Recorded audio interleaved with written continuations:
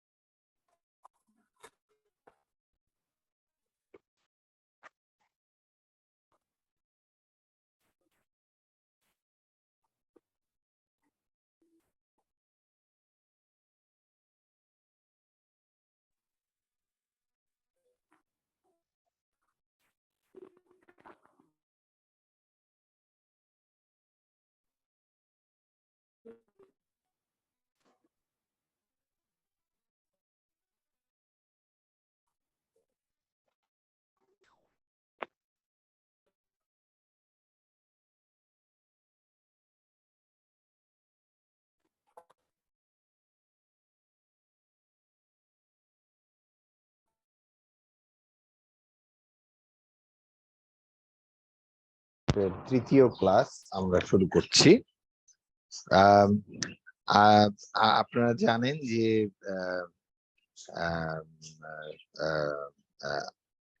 জানেন যে এই গত মাসে আগস্ট মাসে 6 তারিখে আমরা প্রথম বাংলার পাঠশালার অমর্ত্য সেন পাঠচক্রের ক্লাস শুরু করি এবং করোনা পরবর্তী সময়ে, কারণ 2 বছর আগে 2020 সালের 9 মার্চে এটার উদ্বোধন হয়েছিল। উদ্বোধনী অনুষ্ঠানে অধ্যাপক অমর্ত্য সেন স্যার নিজে কথা বলেছেন স্কাইপ কলের মাধ্যমে। ফলে আমরা করোনা মহামারীর জন্য আমরা 2 বছর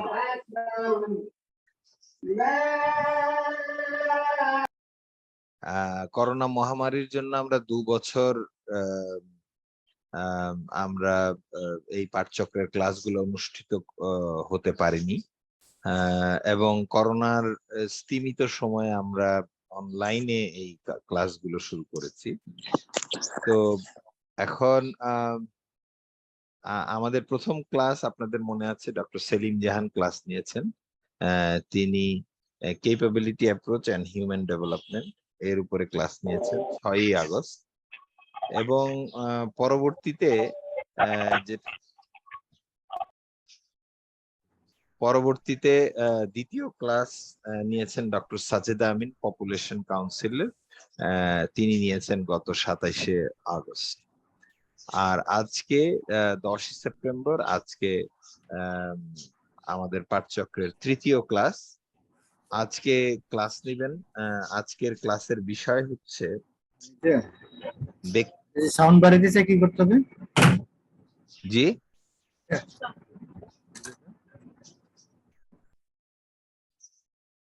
আজকে আজকের ক্লাসের বিষয় ব্যক্তি পরিচয়ের বহুমাত্রিকতা ও বিশ্ব সম্প্রীতি। তো এই বিষয়ে আলোচনা করবেন আমাদের ডক্টর মানবী মজুমদার। ডক্টর মানবী মজুমদার এর সম্পর্কে আপনারা সবাই জানেন, কিন্তু আমি সংক্ষিপ্ত একটা পরিচিতি তুলে ধরছি উনার। ডক্টর মানবী মজুমদার একজন রাষ্ট্রবিজ্ঞানী।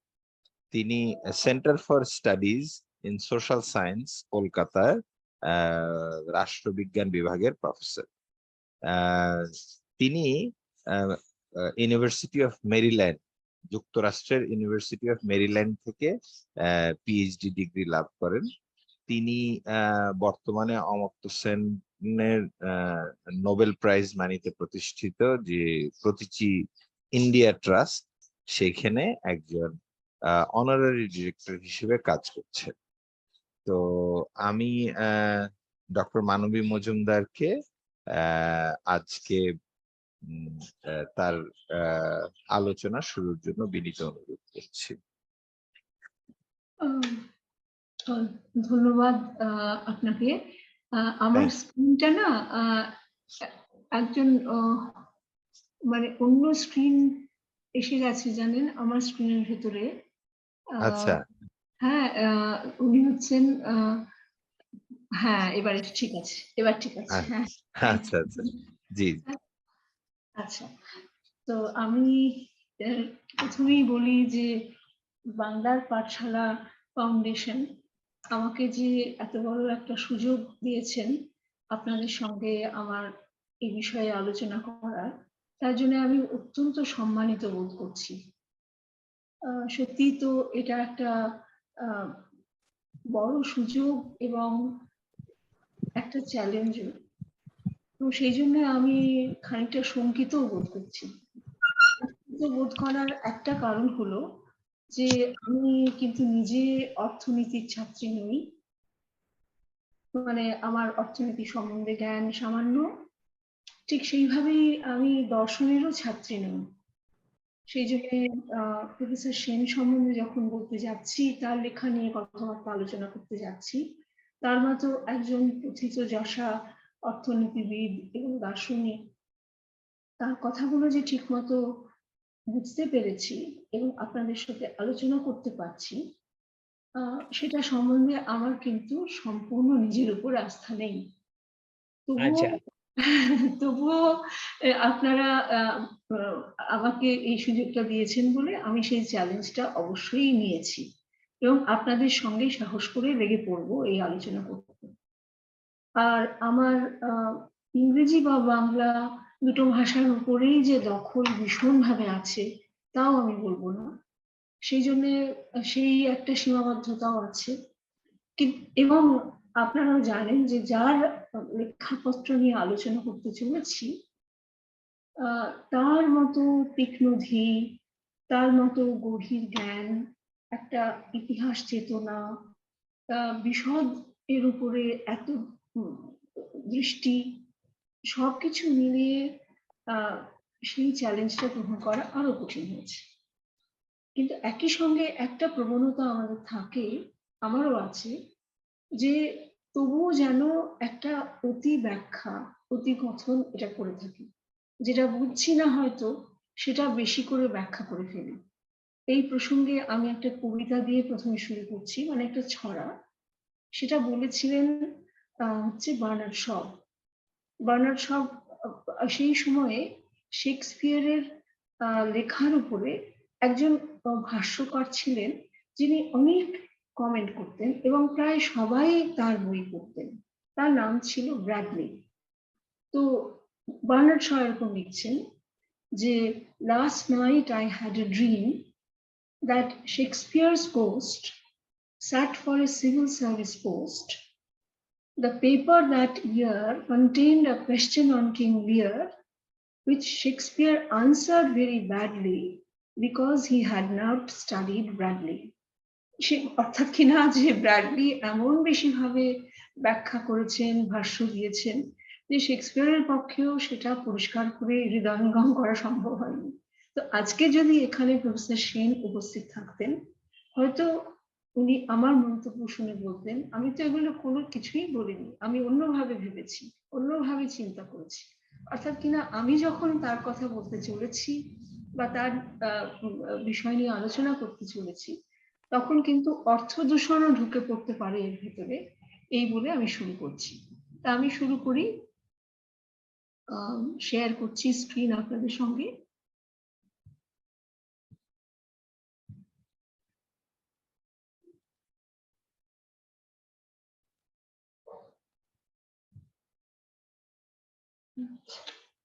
দেখা যাচ্ছে তো? হ্যাঁ, যেমন রনি প্রথমে বলেছেন যে আমার বলার বিষয় আজকে হচ্ছে পরিচিতি, বহুমাত্রিকতা এবং বিশ্ব সম্প্রীতি। আপনারা দেখুন যে আমি এখানে কিন্তু পরিচিতি ও বিশ্বব্যাপী ন্যায্যতার কথা বলেছি, অর্থাৎ কিনা আমি আচ্ছা আপা, আপনার স্ক্রিনটা হ্যাঁ। আবার একটু শেয়ার করবেন। আর অন্য কেউ কি এই স্ক্রিন শেয়ার দিচ্ছেন তার কম্পিউটারের? এটা কি ভুলে নাকি আচ্ছা, আমি ইচ্ছাকৃত? স্টপ শেয়ার করব, স্টপ শেয়ার করে আবার করব। জি জি জি জি। আচ্ছা আচ্ছা আচ্ছা।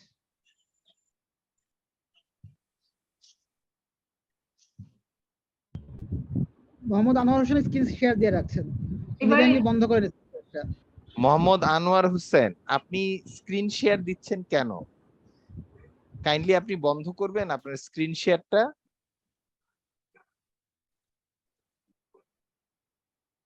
মিয়া, আর নইলে রনি ভাই, আপনি জি। বরং ইয়ে করে দেন হচ্ছে আর ওই মানবী ম্যাডামকে, আর আপনি আপনারা দুজন শুধু হোস্ট থাকেন, বাকি কাউকে হোস্টের অপশনটা দিয়েন না, তাহলে তো তারা মনে হয় শেয়ারটা করতে পারবে না। সবাইকে কি ও। হোস্ট করা আছে নাকি? রনি ভাই, জি জি। আচ্ছা, আমার এখানে স্ক্রিন শেয়ার আসছে, সেটা বন্ধ করতে কিভাবে জানি না, কিভাবে বন্ধ করবো? ওই যে আপনার শেয়ার যে অপশনটা আছে ওটা আরেকবার ক্লিক করুন, তাহলেই চলে যাবে। কারণ মনে হয় শেয়ার একটা অপশনে আপনি ক্লিক করে রেখেছেন। না, যাচ্ছে না তো। আচ্ছা তাহলে হ্যাঁ, জি জি, স্টপ অন করো, স্টপ শেয়ারিং দেন। স্টপ শেয়ারিং, জি জি। আমার দেখবো। এটা আচ্ছা, কোথায়?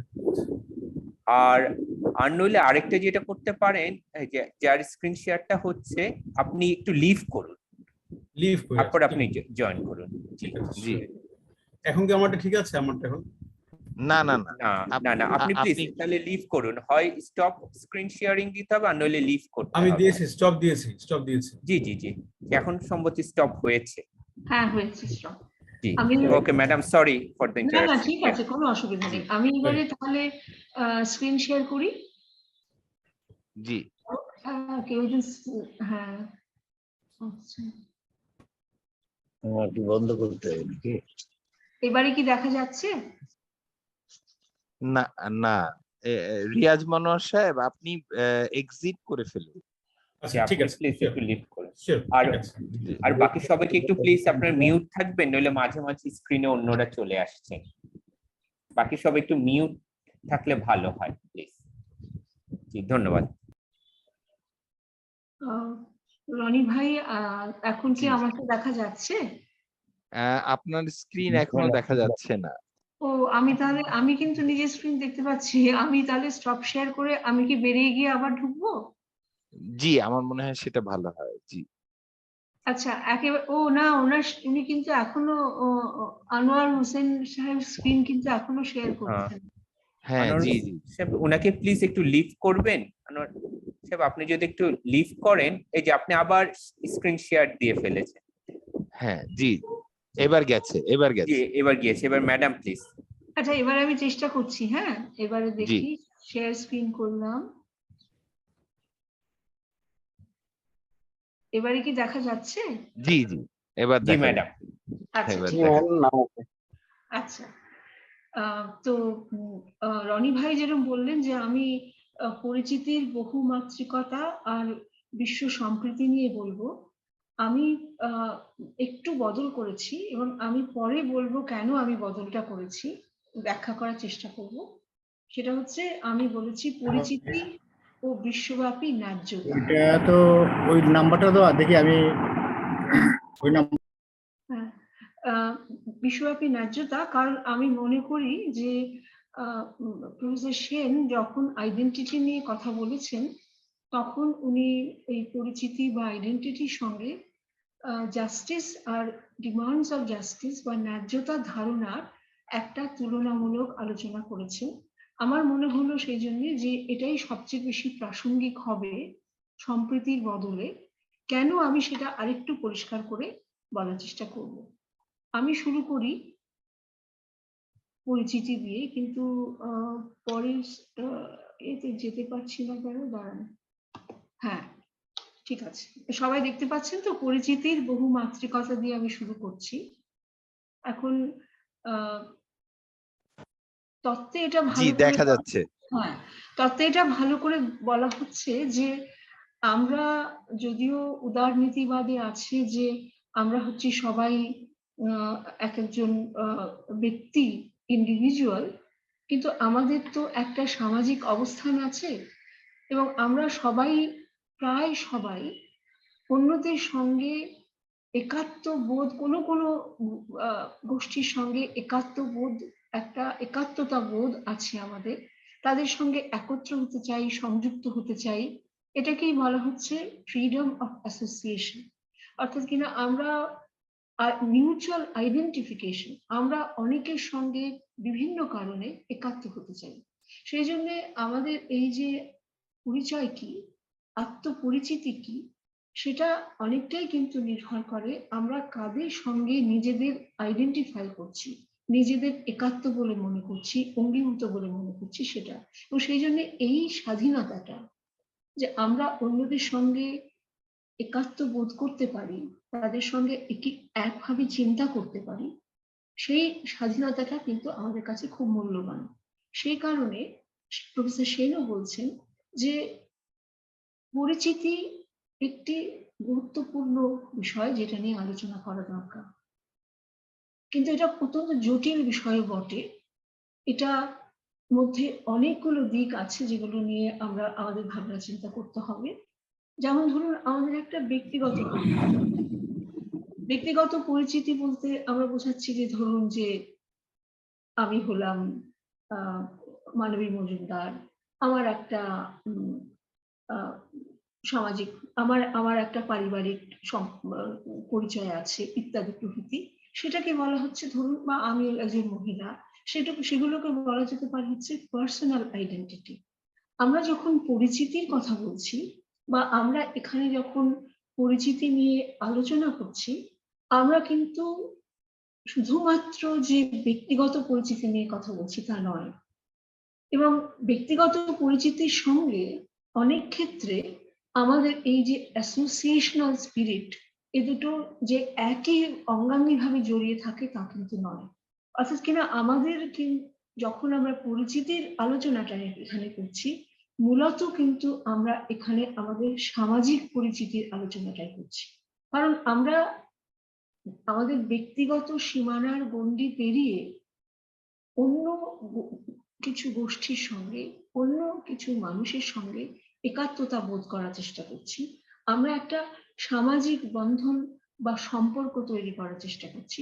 সেজন্য এখানে যখন আলোচনা করছি, মূলত কিন্তু আমরা সামাজিক পরিচিতি নিয়ে আলোচনা করছি। তার মানে এই নয় যে আমাদের ব্যক্তিগত পরিচিতিটা একেবারেই অপ্রাসঙ্গিক হয়ে যাচ্ছে।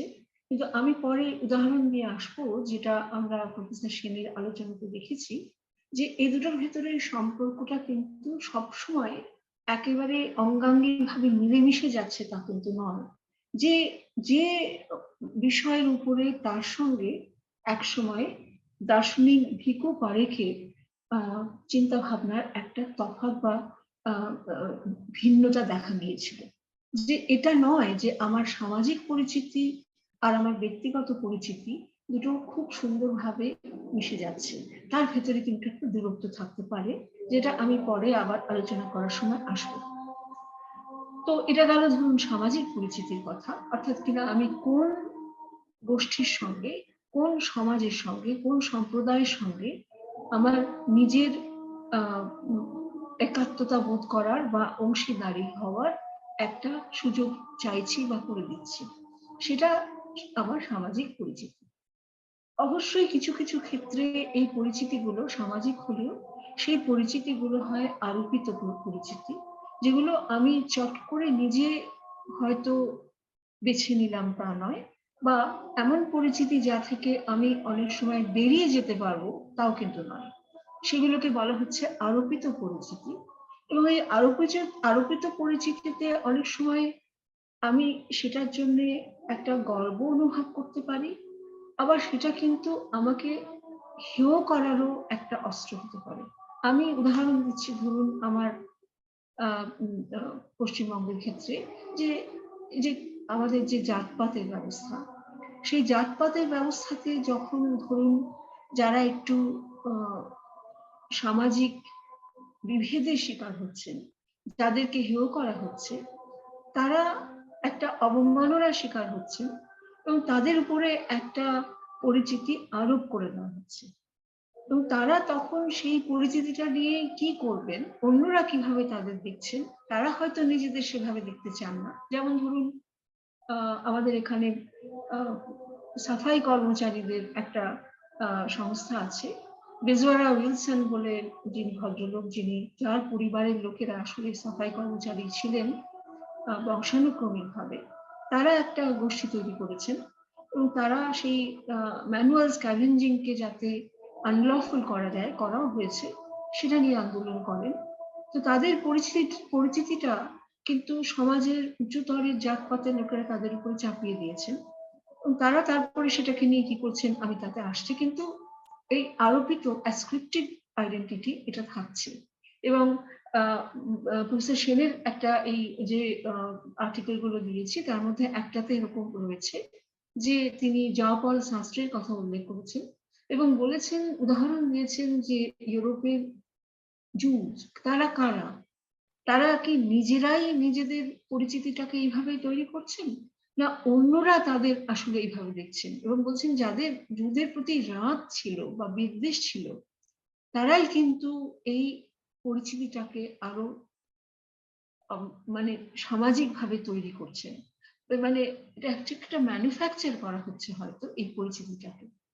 সুতরাং পরিচিতির ব্যাপারটা কিন্তু যথেষ্ট জটিল এবং তার সঙ্গে গণতন্ত্রের প্রশ্নটা জড়িত আছে, যে যখন আমরা অর্থাৎ কিনা একটা আইডেন্টিটি গ্রুপ আছে এবং আইডেন্টিটি গ্রুপ পলিটিক্স আছে, তার ইকোনমিক্স আছে, কিন্তু আইডেন্টিটি গ্রুপ পলিটিক্স আছে, যেটা আমরা গণতন্ত্রে বিশেষভাবে দেখতে পাবো। এবং এই কনটেক্সটে আমার মনে হলো যে রাজনৈতিক দার্শনিক এমি গুডম্যান, তার একটা বই আছে আইডেন্টিটি অ্যান্ড ডেমোক্রেসি বলে, সেখানে তিনি কিন্তু এই পরিচিতির ব্যাপারটা নিয়ে বলছেন যে সম্পর্ক সত্যিই জটিল, মানে ডেমোক্রেটিক সোসাইটির সঙ্গে সোশ্যাল আইডেন্টিটির সম্পর্কটা কি হবে সেটা জটিল হয়ে থাকছে এই কারণে যে সেখানে কিন্তু আমরা কিছু কিছু ক্ষেত্রে দেখতে পাচ্ছি যে এটা দ্য গুড, তারপরে তার একটা দিক দেখতে পাচ্ছি যেটা হচ্ছে নেগেটিভ নমর্থক, আর একটা রূপ দেখতে পাচ্ছি যেটা কিন্তু অত্যন্ত ভয়ঙ্কর এবং বিপজ্জনক, দ্য আগলি।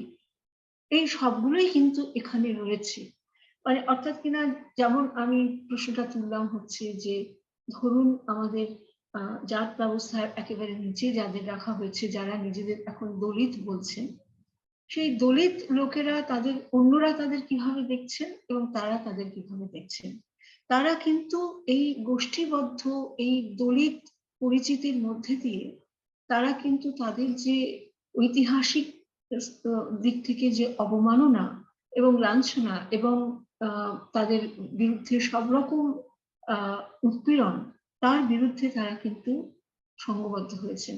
এবং কিছু কিছু ক্ষেত্রে তারা কিন্তু বলছেন যে এটা কিন্তু শুধুমাত্র আমাদের দুর্বলতার মাপকাঠি নয়, এটা আমাদের আত্মসম্মানের স্বীকৃতিরও একটা উপায়। অর্থাৎ কিনা যেটা ধরুন একটা রড অফ ডিসঅ্যাডভান্টেজ ছিল, সেটা হয়তো এখন একটা ব্যাজ অফ প্রাইড হিসেবে লোকে ব্যবহার করতে পারে।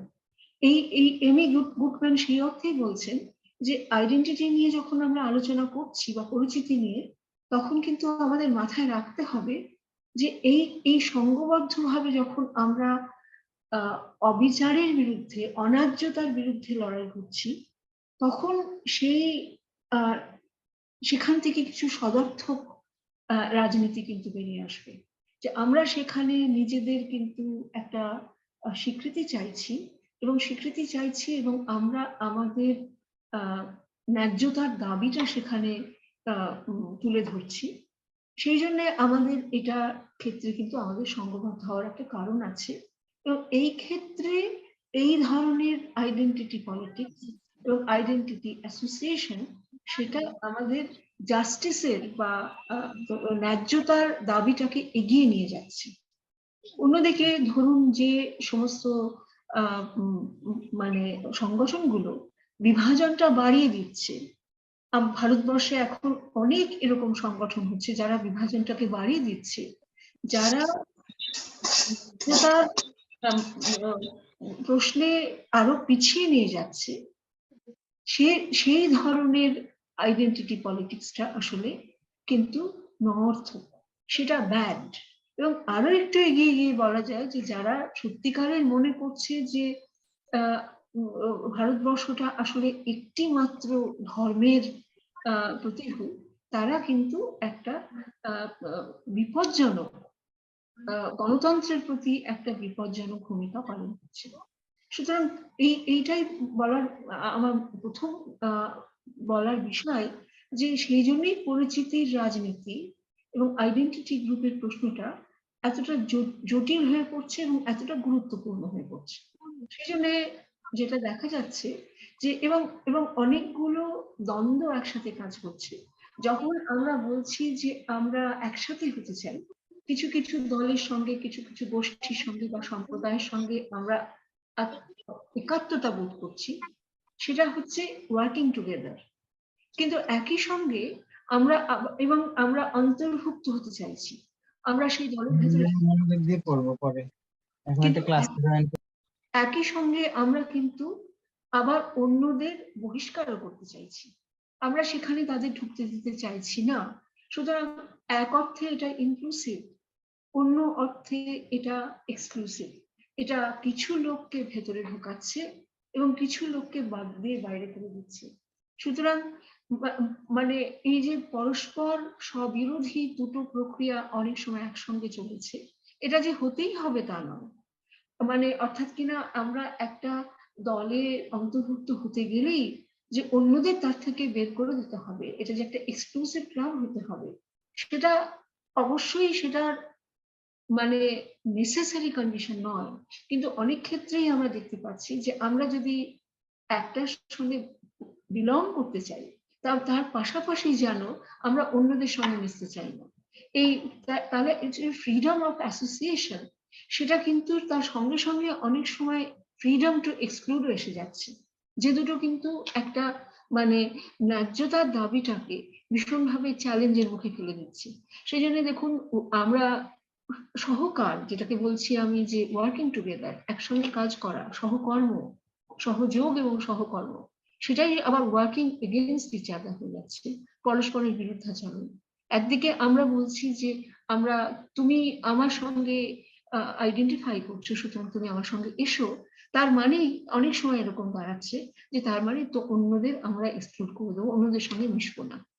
হ্যাঁ, এবং আশ্চর্যভাবে ধরুন একটা মানে রাজনৈতিক দর্শন আছে যেটাকে বলা হচ্ছে সোশ্যাল ক্যাপিটাল, যে আমরা যখন একসঙ্গে অন্তর্ভুক্ত হই তখন আমাদের এই যৌথ অনেক সম্পদ তৈরি হয়।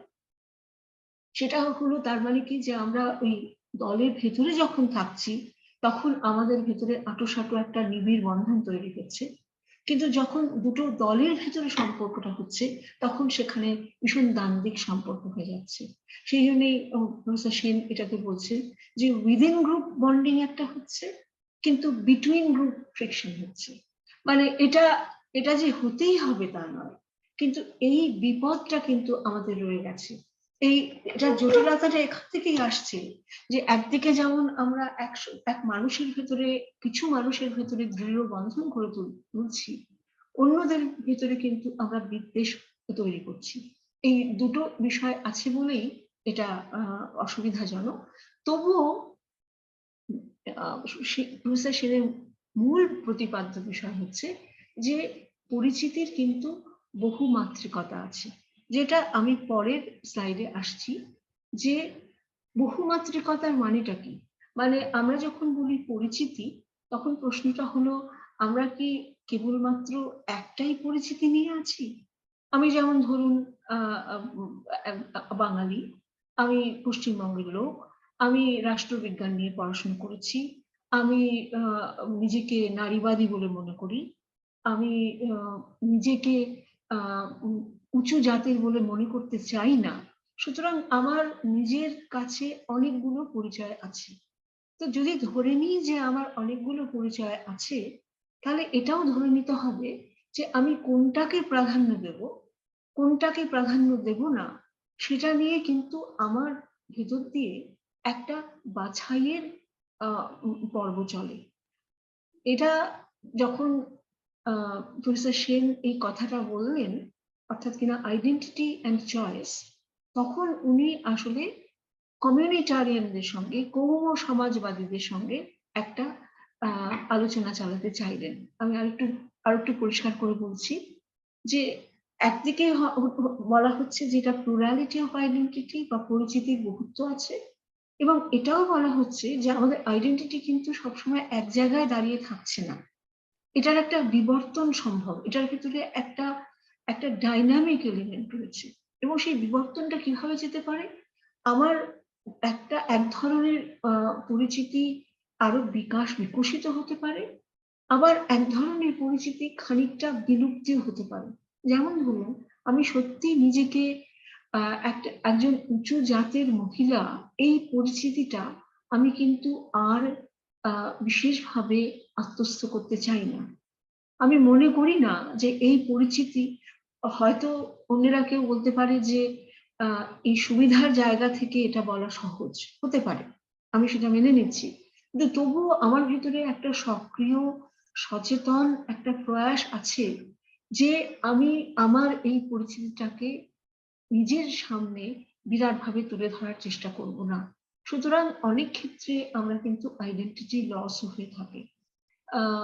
প্রফেসর সেন রবীন্দ্রনাথের গোড়ার উদাহরণ দিয়ে বলেছেন যে আপনারা অনেকেই গোড়া পড়েছেন, যে গোড়া প্রথম থেকেই তার একটা কি পরিচিতি নিয়ে তিনি কি পরম সযত্নে এবং আগ্রহের সঙ্গে সেটা বিকশিত করলেন।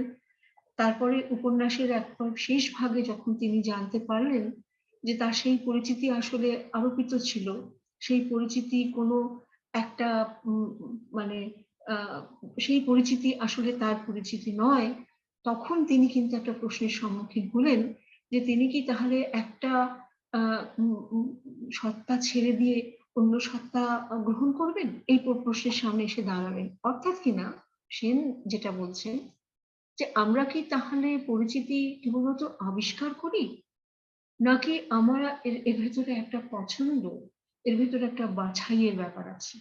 যখনই আমি বলছি যে বহুমাত্রিক অনেকগুলো পরিচিতি আমার থাকতে পারে এবং তাদের ভেতরে কিন্তু একটা প্রতিযোগিতা আছে, তারা পরস্পর আমার আকর্ষণের উপরে একটা প্রতিযোগী প্রভাব ফেলছে, আমি কোনটাকে তুলে ধরবো, কোনটাকে একটু পিছনে সরিয়ে ঠেলে ফেলে দেবো, তার ভেতরে একটা প্রতিযোগিতা হচ্ছে।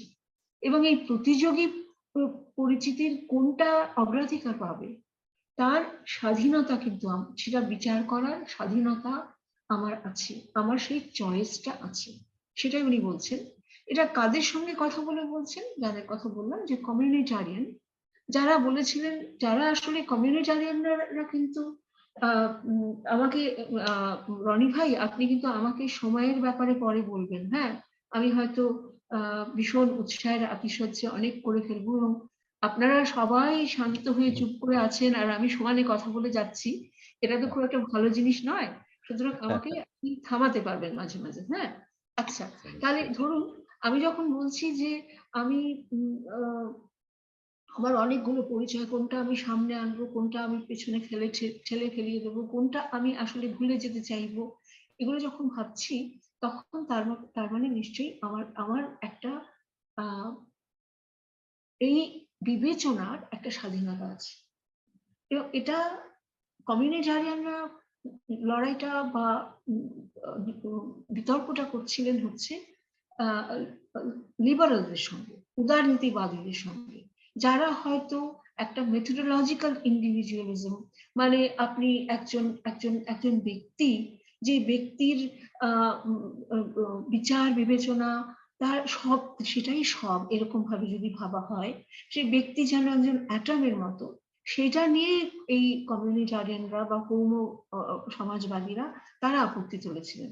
তারা বলেছিলেন যে একজন ব্যক্তি তো মানে সমাজ বহির্ভূত, প্রেক্ষাপট বহির্ভূত একজন নিরালম্ব লোক নন, তিনি একজন সমাজের ভিতরে প্রথিত, তিনি একটা প্রেক্ষাপটের মধ্যে রয়েছেন, একটি বিশেষ ইতিহাসের মধ্যে বিচরণ করছেন।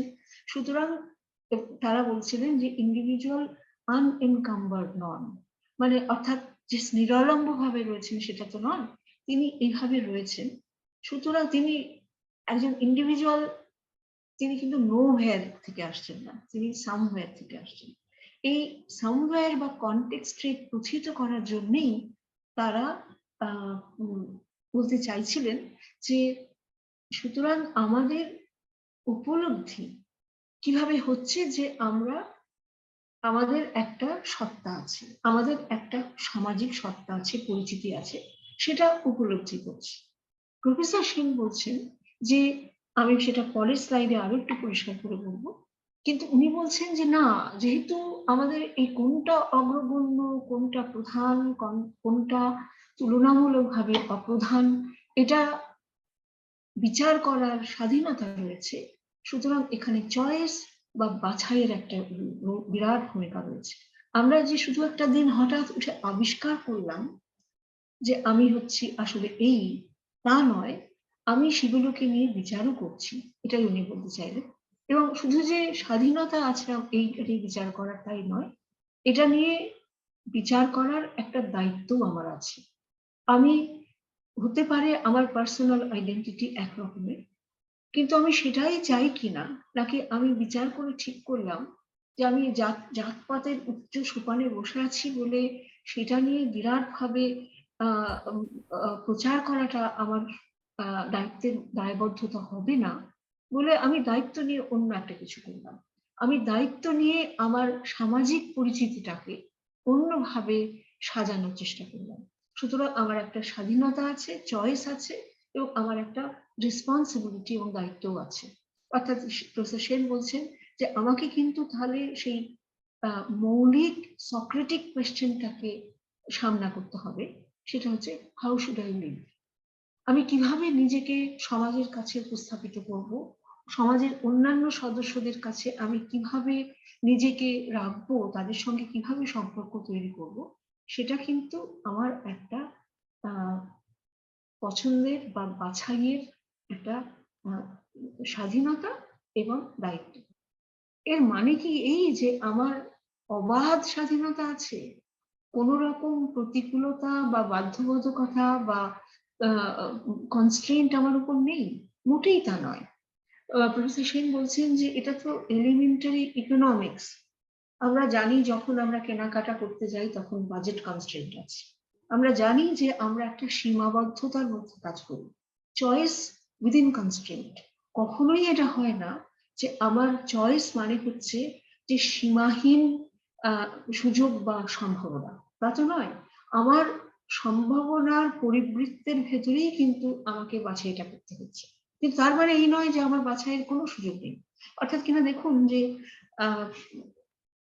অসীম সম্ভাবনা সীমাহীন সম্ভাবনা আর সম্পূর্ণ মানে কোন রকম বাছাইয়ের অসম্ভাবনা, এই দুটোই কিন্তু দুটো এক্সট্রিম পজিশন। সুতরাং আমাদের যেরকম কিছু কিছু সীমিত সম্ভাবনা আছে, সেই সীমিত সম্ভাবনার ভিতরে আমাদের বাছাই করার সুযোগ এবং দায়িত্ব আছে, এই কথাটাই উনি বলতে চাইছেন।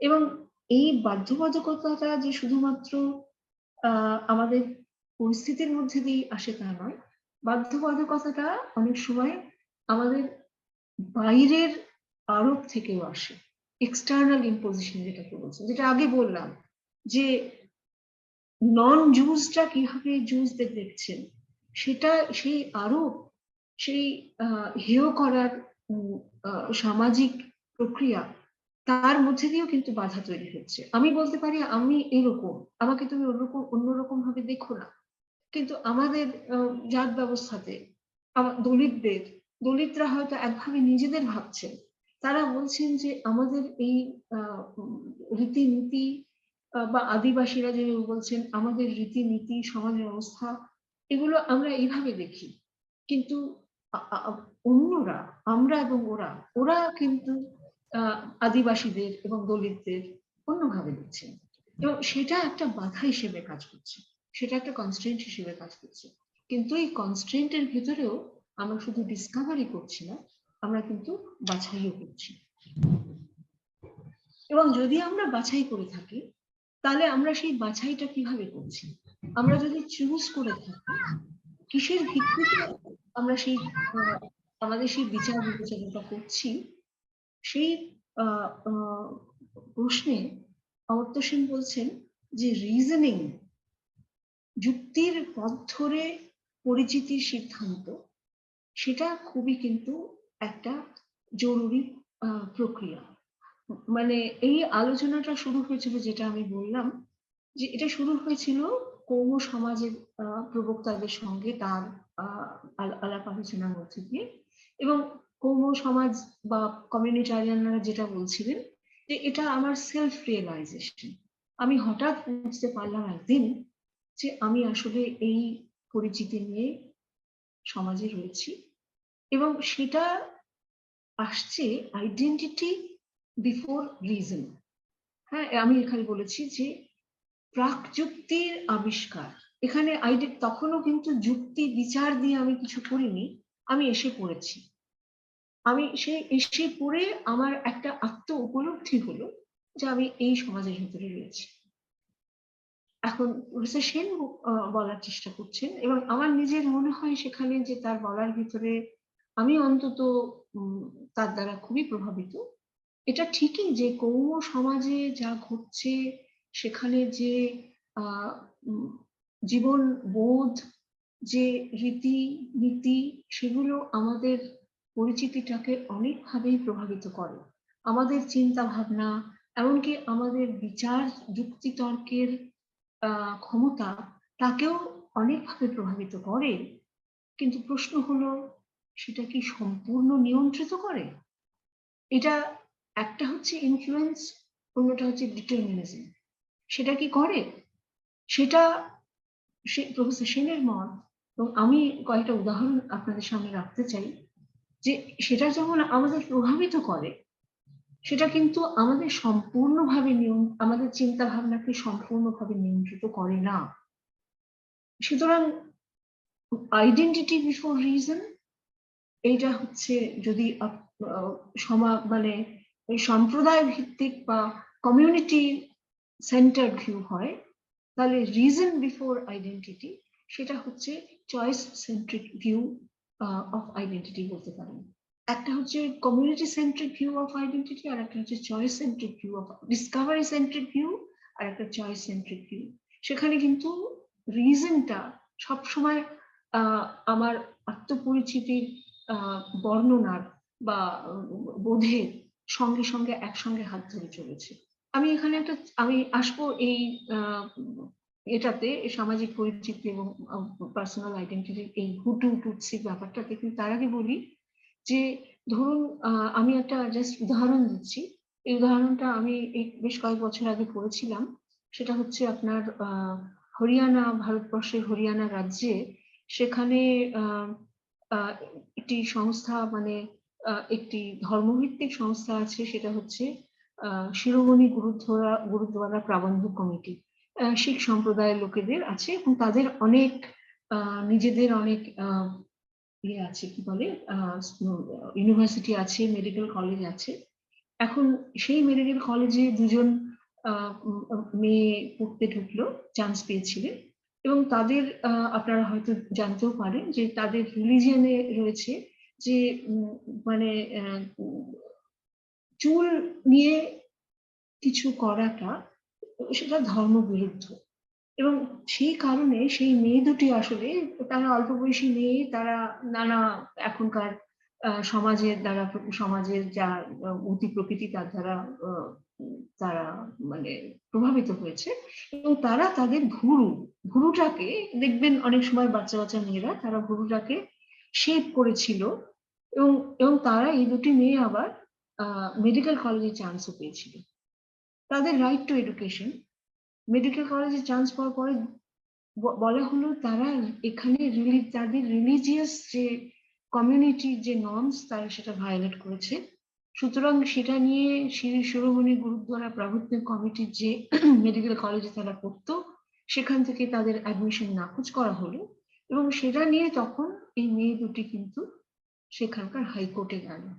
হাইকোর্টে যাওয়ার পরে হাইকোর্ট কিন্তু এই অর্গানাইজেশন, এই শিরোমণি গুরুদ্বারা প্রবন্ধক কমিটির পক্ষেই তাদের সিদ্ধান্তটা দিলেন যে এখানে তাদের কালচারাল রাইট আর তাদের এডুকেশনাল রাইট এর মধ্যে যে দ্বন্দ্বটা হচ্ছে, তাদের কিন্তু রায়টা হলো যে তাদের রিলিজিয়াস রাইটটাই বা কালচারাল রাইটটাই ওভাররাইড করছে তাদের এডুকেশনাল রাইট।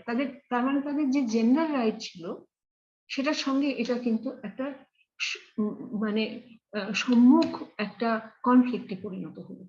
তো এখানে প্রশ্নটা হলো যে আমরা কি এখানে যুক্তির অবতারণা করতে পারি, এবং যুক্তির অবতারণা করে আমরা আমাদের পরিচিতিগুলো যখন এই ধরনের একটা বিরোধ তৈরি হচ্ছে তখন আমরা যুক্তির অবতারণা করে আমরা আমাদের পরিচিতির প্রসঙ্গটাকে কিছুভাবে রিজলভ করতে পারি কিনা।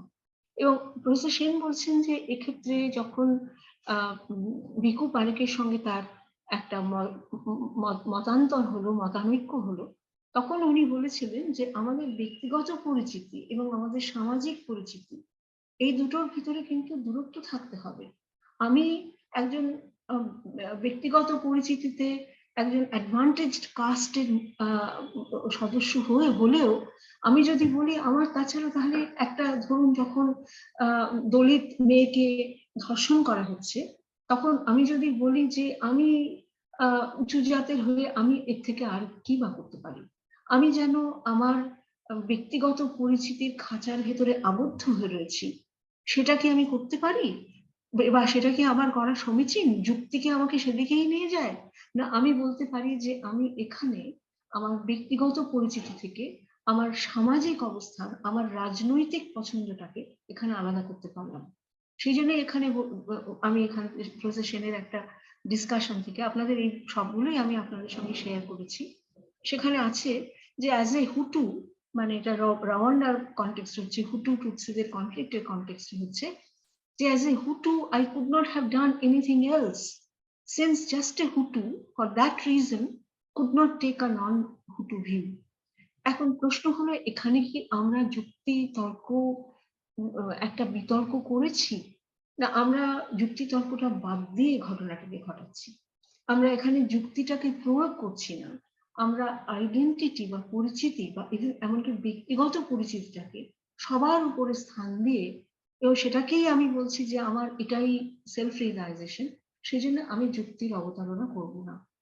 প্রফেসর সেন পরিষ্কার করে বলে দিচ্ছেন যে আমাকে সবসময় যুক্তির পথ ধরে পরিচিতির সিদ্ধান্তটা নিতে হবে। এটা ওনার বক্তব্য, এবং আমি ভীষণভাবে এই লাইন অফ আর্গুমেন্ট এইভাবে এগোনোতে আমার মনে হয় যে আমি সম্পূর্ণভাবে সেই যুক্তিতে বিশ্বাস করছি। আচ্ছা, এইবারে উনি যখন এই আলোচনা করলেন যে আমরা রিজন এবং আইডেন্টিটিটাকে কিভাবে দেখব, তখনই আরেকটা প্রসঙ্গ পাশাপাশি এসে গেল। সেই প্রশ্নটা হলো যেটাকে ভীষণভাবে বলা হয় এখন যে মাল্টিকালচারালিজম। একদিক থেকে যদি আমরা দেখি তাহলে তখন দেখব যে মাল্টিকালচারালিজম যেন মনে হচ্ছে যে অনেকগুলো সংস্কৃতিকে আসলে বেশ একটা সমমান দিয়েছে, একটা সম অবস্থানে স্বীকৃতি দিচ্ছে। যে আপনি বলছেন যে হিন্দুরা এরকম থাকবে, মুসলমানরা এরকম থাকবেন, শিখরা এরকম থাকবে, জৈনরা এরকম থাকবেন, সবাইকে আপনি একটা জায়গায় নিয়ে রাখছেন। আপনি প্রত্যেককে আইডেন্টিফাই করছেন, ইনি মুসলমান, ইনি হিন্দু, ইনি জৈন, ইনি খ্রিস্টান, এরকম ভাবে করছেন। অর্থাৎ কিনা আপনি তার সাংস্কৃতিক পরিচিতিটাকে আপনি পরিষ্কার করে তুলে ধরছেন। সেটাই তো মাল্টিকালচারালিজম। হ্যাঁ, সেটাই তো আপনার অনেক ধরনের সংস্কৃতিকে একসঙ্গে করছেন। সেন এই গভীর প্রশ্নটা তুলেছেন যে আমি কি সেখানে, যখন আমরা সব সংস্কৃতিগুলোকে আলাদা আলাদা করে শনাক্ত করছি, তখন কি আমি আসলে মিশ্রতার কথা বলছি, না আমি এগুলোকে পাশাপাশি দাঁড় করিয়ে একটা বিচ্ছিন্নতার কথা বলছি? উনি বললেন, এবং এটা এই আলোচনাটা করতে গিয়ে উনি বিশেষভাবে 2007-08 এই অনেকগুলো লেখা উনি লিখেছেন, এবং তখনই ভিকু পারেকের ওই কমিটিটা হয়েছিল, এবং তখনই উনি ব্রিটিশ সোসাইটি সম্বন্ধে বলতে গিয়ে অনেকগুলো এই কথা বললেন। এবং উনি বললেন যে অনেক সময় যেন দেখা যাচ্ছে যে এটা আসলে মাল্টিকালচারালিজম নয়, এটা হচ্ছে প্লুরাল মোনোকালচারালিজম। অর্থাৎ কিনা আমরা লিভিং টুগেদার, এটা আমি অন্য জায়গা থেকে নিয়েছি, এটা ওনার থেকে নিয়ে অন্য জায়গায় একটা বইয়ের নামই আছে লিভিং টুগেদার সেপারেটলি। যে আমরা বলছি যে আমরা আসলে সবাই নিজেদের নিজেদের বাক্সে আলাদা আলাদা করে রয়েছি। আমরা রয়েছি বটে পাশাপাশি, কিন্তু বিচ্ছিন্ন ভাবে রয়েছি। এবং এটা প্রফেসর সেন একটা খুব সুন্দর উদাহরণ দিচ্ছেন, মানে উপমা দিয়েছেন। বলছেন এটা যেন মনে হচ্ছে যেন রাত্রে সমুদ্রে যেমন জাহাজগুলো জাস্ট একজন আরেকজনকে এড়িয়ে চলে যায়। হ্যাঁ, একটা জাহাজ আর একটা জাহাজের সঙ্গে তো কখনো দেখা সাক্ষাৎ করে না, আলোর দিয়ে বিচ্ছুরণ দিয়ে একে অন্যকে পার হয়ে এদিক ওদিক চলে যায়। ঠিক সেরকম ভাবেই কি আমরা আসলে প্রত্যেককে আলাদা আলাদা খাঁচার ভিতরে ঢুকিয়ে রাখছি, যেটাকে ধরুন অনেকে বলছে ব্রিটিশ করার কথা বলা হচ্ছিল, এটা ফেডারেশন অফ কালচার। মানে আমরা যেন মানুষকে, পার্সনসদের, পিপলকে আমরা আলাদা, জনগণকে আমরা আলাদা আলাদা কালচারের বাক্সের ভিতরে ঢুকিয়ে দিয়েছি। ঢুকিয়ে দিয়ে আমি বলছি যে তাহলে আমরা দেখতে পাবো যে এই বিভিন্ন কালচারের ভেতরে কিভাবে একটা সম্প্রীতি থাকে, কিভাবে তাদের ভেতরে একটা থাকে। সেই জন্যে প্লুরাল মোনোকালচারালিজম না ইন্টারঅ্যাক্টিভ মাল্টিকালচারালিজম, যেখানে পরস্পরের সঙ্গে একটা ভাব বিনিময় হবে, একটা মিশ্রতা আসবে। এবং সেটাকেই ওই সময় যখন আলোচনা হচ্ছিল ফেডারেশন অফ কালচার্স বলা হচ্ছিল ইংল্যান্ডকে, তখন কিন্তু তারা বলতে লাগলেন আমাদের ফেথ বেসড স্কুল চলাবো। পুরোনো খ্রিস্টান স্কুলস আছে, অতএব আমরা আলাদা আলাদা করে হিন্দুদের জন্য স্কুল করি, মুসলমানদের জন্য স্কুল করি, আমরা বিভিন্ন সম্প্রদায়ের লোকদের জন্য আলাদা আলাদা করে স্কুল করি। লিভিং টুগেদার সেপারেটলি সেটাই যেন আরো মানে দেওয়াল তুলে তুলে আমরা খাঁচার ভিতরে রাখি। তো সেটারই এক্সট্রিম ফর্ম হচ্ছে ক্ল্যাশ অফ সিভিলাইজেশনস, হান্টিংটনের, স্যামুয়েল হান্টিংটনের, যেটা নিয়ে প্রফেসর সেন অনেক জায়গায় লিখেছেন। উনি বলার চেষ্টা করছেন যে সভ্যতার সংঘাতটা তো পরে আসবে, আগে সভ্যতার চরিত্রগুলো তো নির্ণয় করা দরকার। আমি কি আলাদা করে, যখন উনি হান্টিংটন বলছেন the Hindu world, professor Sen তার লেখায় বলছেন, তখন এই হিন্দু সিভিলাইজেশনের ভেতরের যে কত বিবিধতা আছে, বৈচিত্র্য আছে, সেটা কি উনি ভাবছেন? উনি কি ভাবছেন যে আমাদের এই ভারতবর্ষে যে সংখ্যক মুসলমান নাগরিক আছেন, সেটা ইংল্যান্ড, ফ্রান্সের গোটা পপুলেশনকে এক করলে তার থেকে বেশি। আমি যখন হিন্দু ওয়ার্ল্ডের কথা বলছি আমি কি ভাবছি, আমি কি ওয়েস্টার্ন ওয়ার্ল্ডের কথা ভাবছি, তখন কি উনি বললেন আমি কি ভাবছি যে 16 শতাব্দীতে যখন ব্রুনোকে পুড়িয়ে মারা হচ্ছিল তখন একজন জুইশ দার্শনিক আসলে আশ্রয় খুঁজলেন ইজিপ্টে? এটা কি তখন আমি জানি? কোন ওয়েস্টার্ন ওয়ার্ল্ডের কথা বলছি? মুসলিম ওয়ার্ল্ডের কথা বলা হচ্ছে যখন, আমি কি জানি তার ভেতরেও কত বিভিন্নতা আছে, কত রকমের আকবর একদিকে আছেন, আরেকজন আরেকদিকে আছেন, এরকম অনেক কিছু আছে। সুতরাং আমি যখন বলছি যে অনেকগুলো কালচারের একটা সহাবস্থান, তখন সেই সহাবস্থানগুলো যদি আলাদা আলাদা খাঁচার ভিতরে, বাক্সের ভিতরে বন্দি অবস্থাতে থাকে, তাহলে সেই দৃষ্টিভঙ্গিটা কিন্তু আমাদের আরো বিচ্ছিন্ন করে দিতে পারে। এবং সেটা আমি এখানে একটা কোটেশন দিয়েছি, যেটা প্রফেসর সেন নিজে কোট করেছেন, যে 2007-এ যখন লন্ডনে বম ব্লাস্ট হলো তখন বলা হলো যে British Muslims should act on something like that, হ্যাঁ, মানে কিভাবে অ্যাক্ট করবেন ঠিক করুন।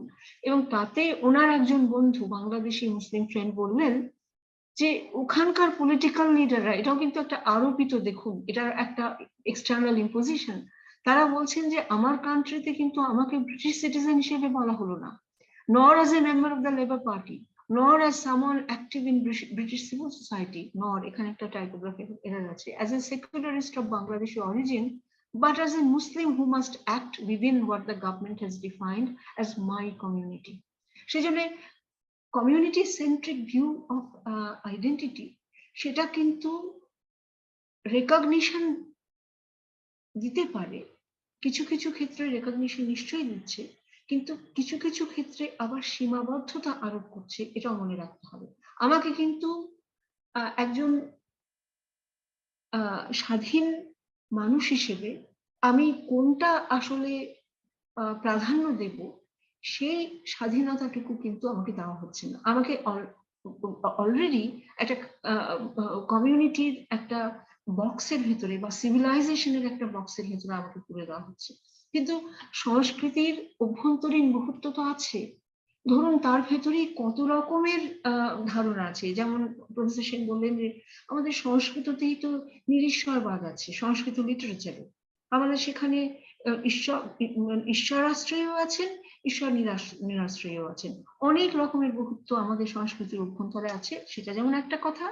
এবং অন্যদিকে বিভিন্ন সংস্কৃতির ভেতরে যে মিশ্রণ এবং আদান প্রদান হয়েছে এবং লিঙ্কেজ আছে, সেই ইতিহাসটাও তো ভোলা যাবে না। মানে একদিকে হচ্ছে যে আমি বলছি যে প্রত্যেকটা সংস্কৃতির ভেতরেই কত রকমের বহুত্ব আছে সেটা দেখা, এবং এই আন্তর সাংস্কৃতিক যে আদান প্রদান এবং যোগাযোগ হয়েছে তার ইতিহাসটা ভোলাও চলবে না। সুতরাং আমরা যখন মাল্টিকালচারালিজমের নামে প্লুরাল মনোকালচারালিজম করার কথা বলছি, তখনও কিন্তু আমাদের একটা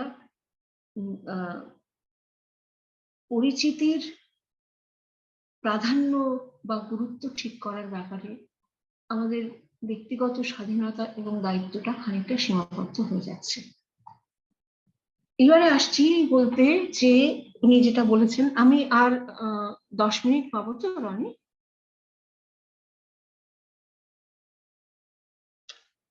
হ্যালো রনি, আমি ধরে নিচ্ছি আমি জি জি জি, হ্যাঁ ঠিক না আছে। না 10 মিনিট না, আপনি বক্তব্য চমৎকার লাগছে, আমরা খুব এনজয় করছি। আচ্ছা ঠিক আছে, আপনি বলুন, অসুবিধা আচ্ছা নেই। ঠিক আছে ঠিক আছে। এবং এর থেকে উনি তারপরে প্রফেসর সেন যে বইটা একটা গুরুত্বপূর্ণ বই হলো সেটা হচ্ছে আইডেন্টিটি অ্যান্ড ভায়োলেন্স। এবং আগে আমি প্রথমে শুরু করেছিলাম মনে করি, আবার বলছি একবার, সেটা হচ্ছে the good bad and the আগলি। যে সেটা যেমন একটা আমাদের অধিকার কায়েম করার বা দাবি করার একটা হাতিয়ার হিসেবে কাজ করতে পারে পরিচিতিটা, সেরকম আবার অন্যদিকে এর হিংস্র রূপটাও বেরিয়ে আসতে পারে যদি আমরা এই প্লুরাল আইডেন্টিটি থেকে একটা সলিডারি আইডেন্টিটি দিকে যাই। মানে আমরা যদি মনে করি যে আমাদের ধর্ম পরিচিতি অথবা আমাদের কৌম পরিচিতি সেটাই আমাদের একমাত্র পরিচিতি, বা সেটাই আমাদের মূল পরিচিতি। এবং সেটাকে উনি বলছেন যে তাহলে আমরা একদিকে যেমন আইডেন্টিটি ডিসরিগার্ড করেছিলাম, সেটাতে একটা বিরাট অসুবিধা হতে পারে। অন্যদিকে সলিটারি আইডেন্টিটি, সিঙ্গুলার আইডেন্টিটি এবং সোল আইডেন্টিটি, সেটাও কিন্তু আমাদের বিভাজন এবং বিদ্বেষের পথে নিয়ে যেতে পারে, এবং সেটা হচ্ছেও। কারণ আমরা মনে করছি যে এটাই আমাদের একমাত্র পরিচয় এবং এটাই আমাদের সম্পর্কটা অন্য মানুষদের সঙ্গে সম্পর্কটাকে সম্পূর্ণভাবে ডিটারমিন করবে। যদিও এই কথাটা মানতেই হবে, উনি বলছেন যে ধর্মীয় পরিচিতি বা কৌম পরিচিতি একমাত্র আমাদের সবচেয়ে গুরুত্বপূর্ণ বা সর্বব্যাপী পরিচিতি নয়। তার ভেতরেও আমরা এত রকম ভাবে আমাদের পরিচয়ের বৃত্ত থেকে একটা থেকে আরেকটা পরিচয়ে চলে যাই, এতবার হয়েছে সেটা। আমরা আবার কেউ কেউ হতে পারেন যে তারা তাদের রিলিজিয়াস আইডেন্টিটিটাকে গুরুত্ব দিয়ে থাকেন, সেটা তাদের কাছে প্রধান হতে পারে যুক্তি বিচার অনেক কিছুর পরে, কিন্তু সবার কাছে যে সেটা সত্যি তা কিন্তু নয়। তারা অন্যভাবে ভাবতে পারেন, অনেক মহিলা আছেন যারা অন্যভাবে হয়তো ভাবতে পারেন। আজকে যখন ভারতবর্ষে অদ্ভুতভাবে নানা রকমের দ্বন্দ্ব তৈরি হয়েছে, তখন কিন্তু আমরা মহিলারা অনেক কিছু যুক্তি বিচারের সামনে এসে গেছি, যেখানে আমাদের ধর্মীয় পরিচিতি এবং আমাদের নাগরিক পরিচিতি, আমাদের নারীবাদী পরিচিতি, এগুলোর ভেতরে আমাদের কিন্তু যুক্তি বিচার দিয়ে আলোচনা করে ঠিক করতে হচ্ছে। যেরকম প্রফেসর সেন এটাও বলেছিলেন যে যখন বাংলাদেশ পাকিস্তান থেকে আলাদা হলো, তখন তো ধর্মটা প্রধান বিষয় ছিল না, সেখানে তো ভাষাগত পরিচিতি, সেখানে রাজনীতিগত অবস্থান, সেখানে সাহিত্য, এই সবগুলোই একটা বিরাট ভূমিকা পালন করেছিল। ঠিক সেরকমই উনি বললেন যে আমি আগে বলেছিলাম আইডেন্টিটি গ্রোথ এবং আইডেন্টিটি লস, ঠিক সেরকম প্রফেসর সেন বলছেন, উনি বিশেষ করে ভারতবর্ষে হিন্দু মুসলমান রায়ট হয়েছিল যখন উনি নিজে প্রত্যক্ষ করেছিলেন যেটা, তখন বললেন যে আমাদের নিজেদের ভেতরে কিন্তু ভীষণ তাড়াতাড়ি আইডেন্টিটি শিফট হতে পারে, ম্যাস আইডেন্টিটি শিফট। আমরা যারা পুরনো বন্ধু ছিলাম তারা নতুন শত্রুতে পরিণত হলাম। এও কিন্তু একটা ভয়ানক একটা হিংসাশ্রয়ী প্রবণতা, যেটা এলো কিন্তু আমাদের মনে হলো তখন আমরা শুধু হিন্দু বা আমরা শুধু মুসলমান, আমরা যে পরস্পরের পাড়াপড়শি, আমাদের যে এক ধরনের ভাষার দিক থেকে আমাদের যে অন্য পরিচয় আছে, এই সমস্ত গুলো যেন আমরা রাতারাতি ভুলে গেলাম। এটাতে তখন উনি বলছেন যে এটাতে কিন্তু ধর্মীয় প্রতিষ্ঠান, ধর্মগুরু, এদের একটা বিশাল ভূমিকা থাকে এবং রাষ্ট্রেরও বিশাল একটা ভূমিকা থাকে। যেরকম ইংরেজ রাষ্ট্রেরও একটা বিরাট ভূমিকা ছিল। এই যে খণ্ডতা, এই যে যেগুলো আমাদের অনেকগুলো পরিচিতিকে রিডাকশনিস্ট একটা ইন্টারপ্রিটেশনে নিয়ে আসা, যে একমাত্র সেটা আমাদের হিংসার দিকে ঠেলে নিয়ে যাবে, সেটা একটা বিভ্রম। যদিও উনি বলছেন এটা একটা ইলিউশন, এটা একটা ভ্রান্তি, কিন্তু এই ভ্রান্তি কিন্তু আমাদের হিংসার পথে নিয়ে যেতে পারে। এবং এটা শুধু তাই নয়, এটা আমাদের গণতান্ত্রিক বিতর্কের সীমাকে সংকুচিত করবে, যেখানে আমরা নিজেরা অনেক বেশি কথাবার্তা বলতে পারি, যেটা উনি ইংল্যান্ডের ক্ষেত্রেও বলছেন, যে সেখানে ধর্মগুরুদের এনে বলা হচ্ছে যে তারা সমস্ত মুসলমান, সমস্ত হিন্দু, সমস্ত শিখ তাদের আসলে প্রতিনিধি, কিন্তু তারাই একমাত্র কথা বলবেন, আর গণতান্ত্রিক পরিসরে আমরা নিরুত্তর বা নির্বাক হয়ে থাকবো, সেটা সেন বলছেন যে সেটা কিন্তু বাঞ্ছনীয় হবে না। কারণ সেখানেই কিন্তু আমরা আমাদের যে চূড়ান্ত পরিচয়গুলোর যে ফল্ট লাইন তৈরি করে, আমাদের ভেতরে যে বিভাজন তৈরি করে, সেগুলো কমাতে পারে। কারণ আমরা অনেক ভাষায় কথা বলবো, অনেক কিছু বলবো।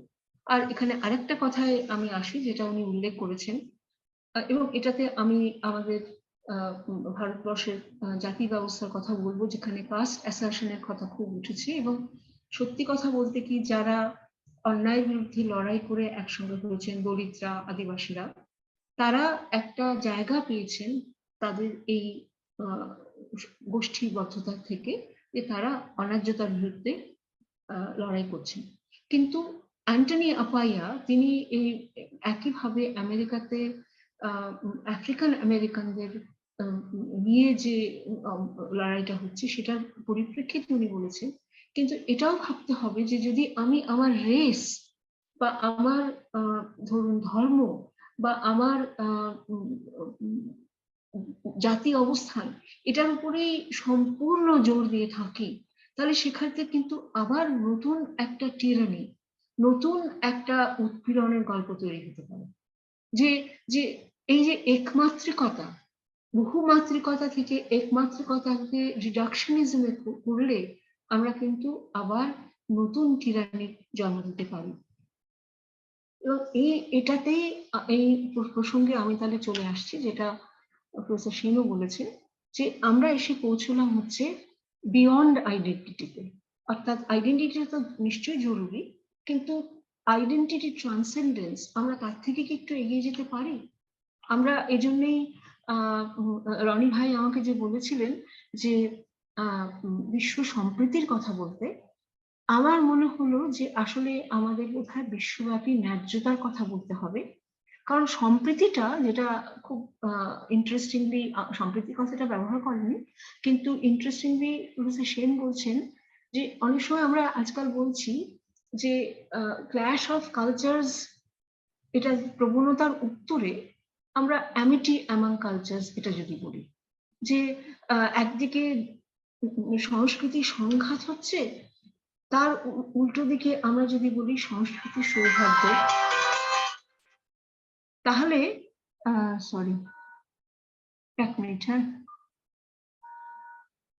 সংস্কৃতি সৌহার্দ্য, তাহলে বোধহয় আমরা এগিয়ে যেতে পারবো।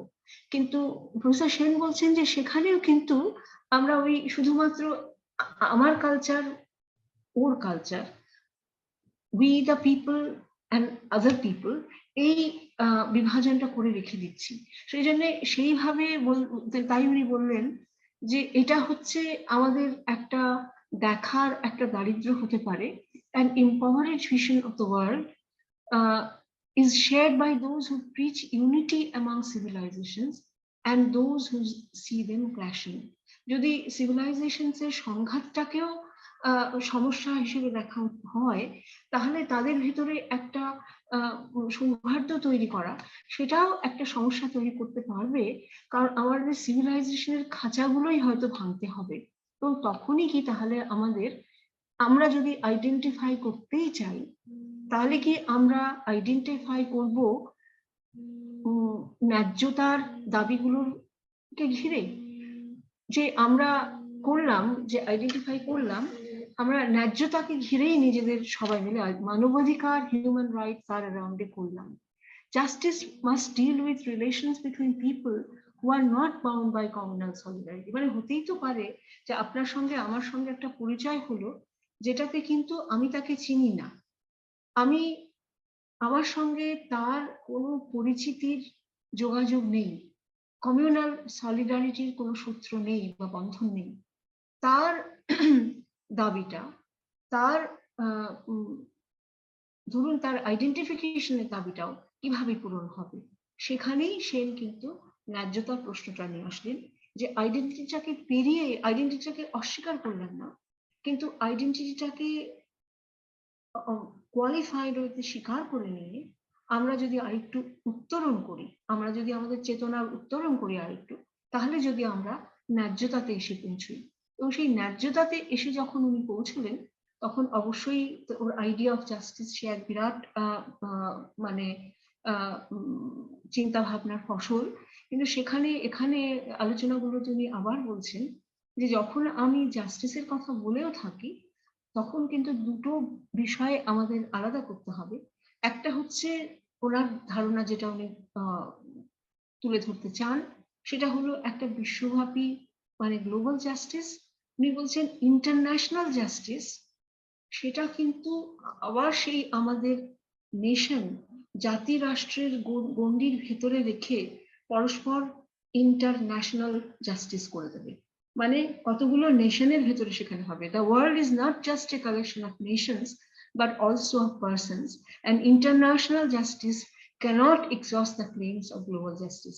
মানে এরকমও তো হতে পারে, উনি উদাহরণ দিয়েছেন যে ইটালিতে বসে আছেন একজন মহিলা, তিনি অনেক পেশাগত দিক থেকে অনেক কাজ করেন এবং তিনি সেই সূত্রে উনি ইথিওপিয়ার একজন মহিলার গোষ্ঠীর সঙ্গে কাজ করতে চান। সেখানে সেই জাতিগত সীমাবদ্ধতা তাদের নিজেদের ভিতরে আদান প্রদান বা তাদের নিজেদের ভিতরে যোগাযোগের ক্ষেত্রে কোনো অন্তরায় তৈরি করলো না। সেখানে যেমন ধরুন ডক্টরস উইদাউট বর্ডার্স, তারা বলছেন যে আমাদের যে কোনো জায়গায় গিয়ে আমরা সেই কাজটা করতে পারি। তো সেই কথা যখন বললেন গ্লোবাল জাস্টিস, সেই গ্লোবাল জাস্টিস আপনারা হয়তো বা অনেকেই আপনাদের মধ্যে আছেন যারা রলস নিয়ে অনেক ভাবনা চিন্তা করেছেন এবং অ্যাডাম স্মিথ নিয়েও। প্রফেসর সেন এখানে তার আইডিয়া এটা বলেই আমি থামবো যে তিনি বলছেন যে রলসিয়ান নোশন অফ জাস্টিস অফকোর্স সেটা তো একটা কন্ট্রাক্টারিয়ান ভিউ, যেটা বলতে চাইছে যে আমাদের একটা জাতি রাষ্ট্রের ভেতরে সেখানকার জনগণদের ভেতরে একটা ভেইল অফ ইগনোরেন্সের পেছনে আমরা কিছু প্রিন্সিপলস অফ জাস্টিস তৈরি করলাম, সেটা একটা সোশ্যাল কম্প্যাক্ট হলো, সেটা একটা সামাজিক চুক্তির মধ্যে দিয়ে তৈরি হলো। এবং তারপরে যখন ল অ্যান্ড দ্য পিপল বলছেন, উনি বললেন হ্যাঁ সেটা বেরিয়ে যেতে পারে এবং বিভিন্ন পিপলদের ভেতরে এরকম করে হতে পারে, কিন্তু সোশ্যাল কন্ট্রাক্টের আইডিয়াটা উনি রেখে দিয়েছিলেন। এবং স্মিথের আইডিয়াটা তার থেকে বেরিয়ে গেল এবং প্রফেসর সেন বলছেন যে এখানে আমরা দুটো জিনিসকে আলাদা করতে পারি, একটা হচ্ছে ক্লোজড ইম্পার্শিয়ালিটি আর একটা হচ্ছে ওপেন ইম্পার্শিয়ালিটি। ক্লোজড ইম্পার্শিয়ালিটি যেটা একটা সীমাবদ্ধ জনগোষ্ঠীর ভেতরে তারা সেই আলোচনাটা ন্যায্যতার আলোচনাটা করছেন। ক্লোজড, তারা ইম্পার্শিয়াল ঠিকই, কারণ তারা নিজেদের আত্মপরিচিতি জানেন না, তারা behind the veil of ignorance করছেন, কিন্তু তারা একটা সেই নিরপেক্ষতার ধারণাটাকে তারা কিন্তু একটা বদ্ধ গোষ্ঠীর ভেতরে করছেন। কিন্তু তাদের বাইরে যে অনেকে রয়েছেন তাদের ইন্টারেস্ট এবং তাদের পার্সপেক্টিভ দুটোই কিন্তু সেখানে থাকছে না। তাদের ইন্টারেস্টে জড়িত থাকতে পারে because of this globalised world, যে আমি আজকে ক্লাইমেট চেঞ্জের জন্য এখানে কি হচ্ছে সেটা প্রভাব ওখানে পড়বে, শুধু তাদের একটা ইম্পার্শিয়াল ডিসিশন মেকিং, তাদের একটা ভূমিকা থাকতে পারে, আর অন্যটা হচ্ছে তাদের দৃষ্টিভঙ্গি আলাদা থাকতে পারে।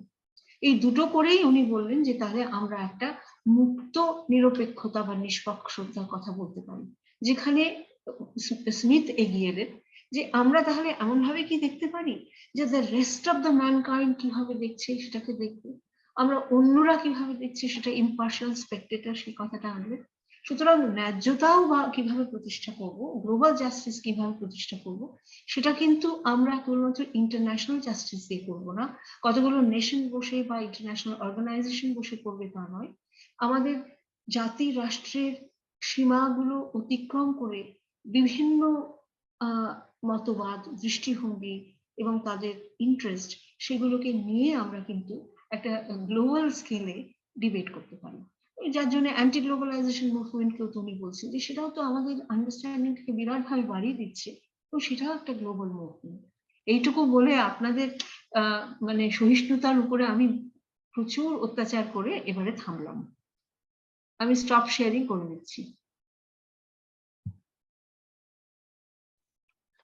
অনেক ধন্যবাদ ডক্টর মানবী মজুমদার দিকে। আমি আলোচনাটা এত ভালো লাগছিল এবং এত গভীর এবং এত ভাবে জিনিসগুলো উনি সহজ ভাষায় আনছিলেন, তো আমি বিশেষভাবে ধন্যবাদ দিতে চাই এবং কৃতজ্ঞতা প্রকাশ করছি আমাদের সকলের পক্ষ থেকে। আমাদের এখন হচ্ছে আমাদের প্রশ্ন উত্তর পর্ব। আমরা মোটামুটি আমাদের ফরম্যাটটা হচ্ছে যে 1 ঘন্টা বক্তৃতা আর 1 ঘন্টা হচ্ছে এই প্রশ্ন উত্তর পর্ব। তা আমি প্রথমেই দেখতে পাচ্ছি আশফাকুর রহমান, তিনি হাত তুলেছেন। আশফাক ভাই, আপনি প্রশ্ন করুন। আচ্ছা, ধন্যবাদ রনি ভাই, ধন্যবাদ আপা আপনার মনোমুগ্ধকর উপস্থাপনের জন্য। আপনার কাছে একটা প্রশ্ন, যেটা হলো যে আপনি আপনার আলোচনায় প্রফেসর অমর্ত্য সেনের টেক্সট বা ভাবনা থেকে যেই আলোচনাটা তুলেছেন, যে ব্যক্তির পরিচয় এবং ব্যক্তির অনেকগুলো পরিচয় সম্পর্কে আপনি বলেছেন, এবং কোনটাকে কোন সময় গুরুত্ব দিবেন সে সম্পর্কেও বলেছেন। আপনার বক্তৃতার একটা জায়গায় আপনি বলেছেন ভুলে যাওয়া বা ভুলে থাকা। আমাদের চিন্তা ভাবনার প্রেক্ষাপটে বা কোনো একাডেমিশিয়ান বিভিন্ন আলোচনায় এইটা খুব আলোচিত হয় যে প্রত্যেকটা বিষয়ই আজকের দিনে রাজনীতির সঙ্গে যুক্ত। রাজনীতি অর্থ এই অর্থে যে তার সঙ্গে পুঁজিবাদের সম্পর্ক আছে, শাসন ব্যবস্থার সম্পর্ক আছে, রাজনৈতিক দলের সম্পর্ক আছে, মতবাদের সম্পর্ক আছে। তো এই ভুলে যাওয়া এবং ভুলে থাকা, আবার ফিরে আসা বা ভুলা জিনিস আবার সামনে চলে আসা, এটাও তো আসলে ব্যক্তির চয়েসের উপরে সবসময় নির্ভর করে না। এটা নানা রকম ভাবে প্রয়োজনের তাগিদে সামনে আসে, আবার সামনে থেকে পেছনেও যায়। আপনার এই ব্যাপারে আরেকটু বিস্তারিত শুনতে চাই। ধন্যবাদ আপনাকে। রনি ভাই, আমি কি জি। বলবো? হ্যাঁ, আচ্ছা। আমরা কি ২-৩টে প্রশ্ন একসাথে করে তারপরে ইয়ে করি, আপনার কাছে যাই। হ্যাঁ, তাহলে হ্যাঁ। আমাদের দ্বিতীয় প্রশ্ন, ইফতেখার ইফতেখার ভাই, আহ, আপনি হাত তুলেছেন, আপনি আনমিউট করে প্রশ্ন করুন।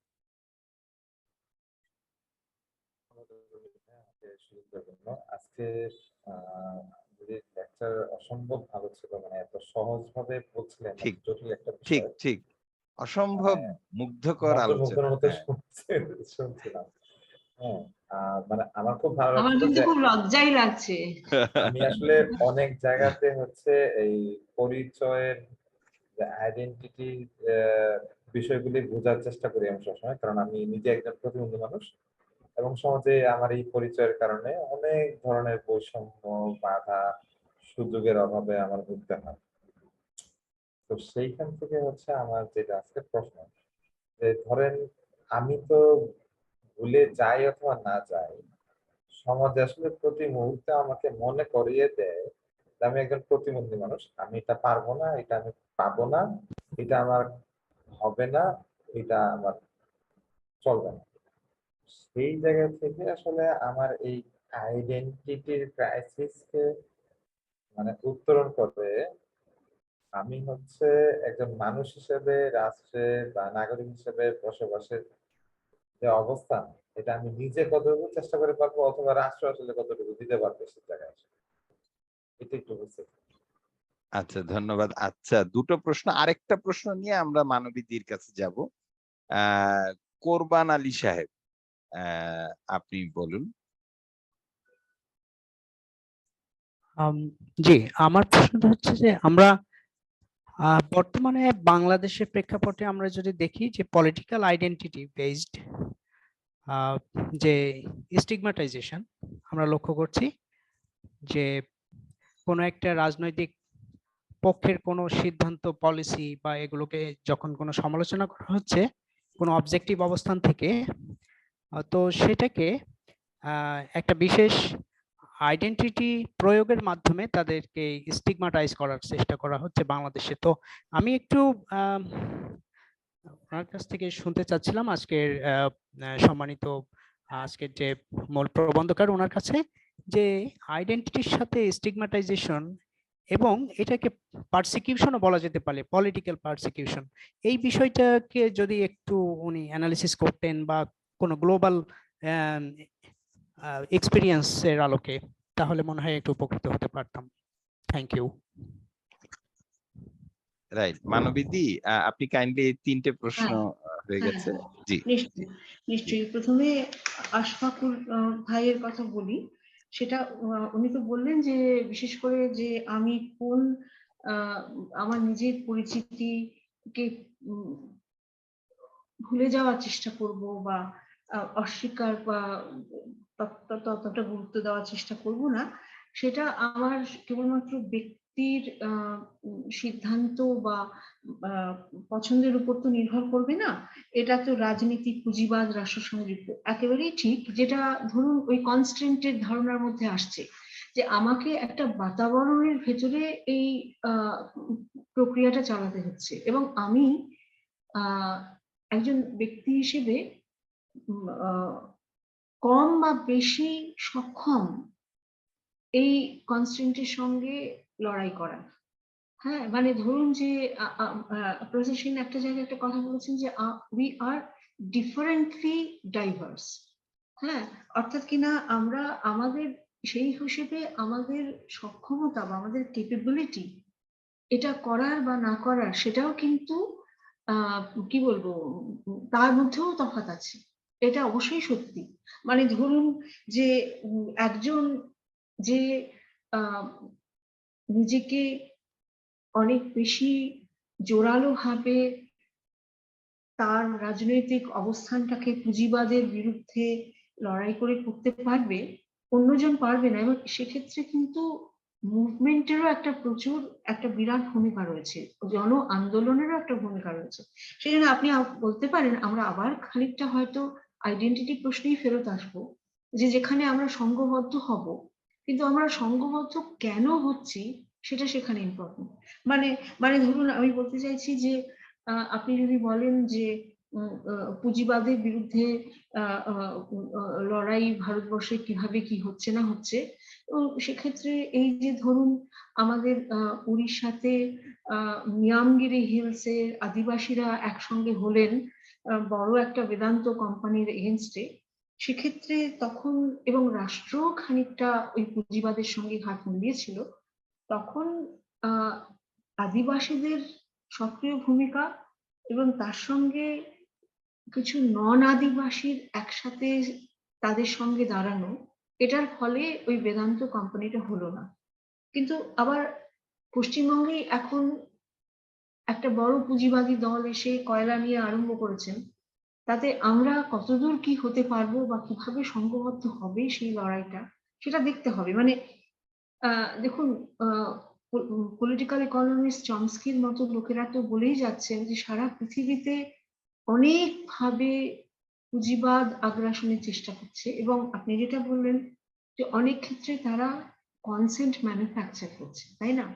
তারা আমাদের আর লড়াই করতে হচ্ছে না, আমাদের কনসেন্টই পাচ্ছেন তারা, এবং এর বিরুদ্ধে সারা পৃথিবীতেই বিভিন্ন জায়গায় লড়াইটা হচ্ছে। সুতরাং এটা ঠিকই যে চ্যালেঞ্জটা গভীর, কিন্তু প্রতি কাউন্টার ভেলিং ফোর্সটাও একেবারে অ্যাবসেন্ট নয়।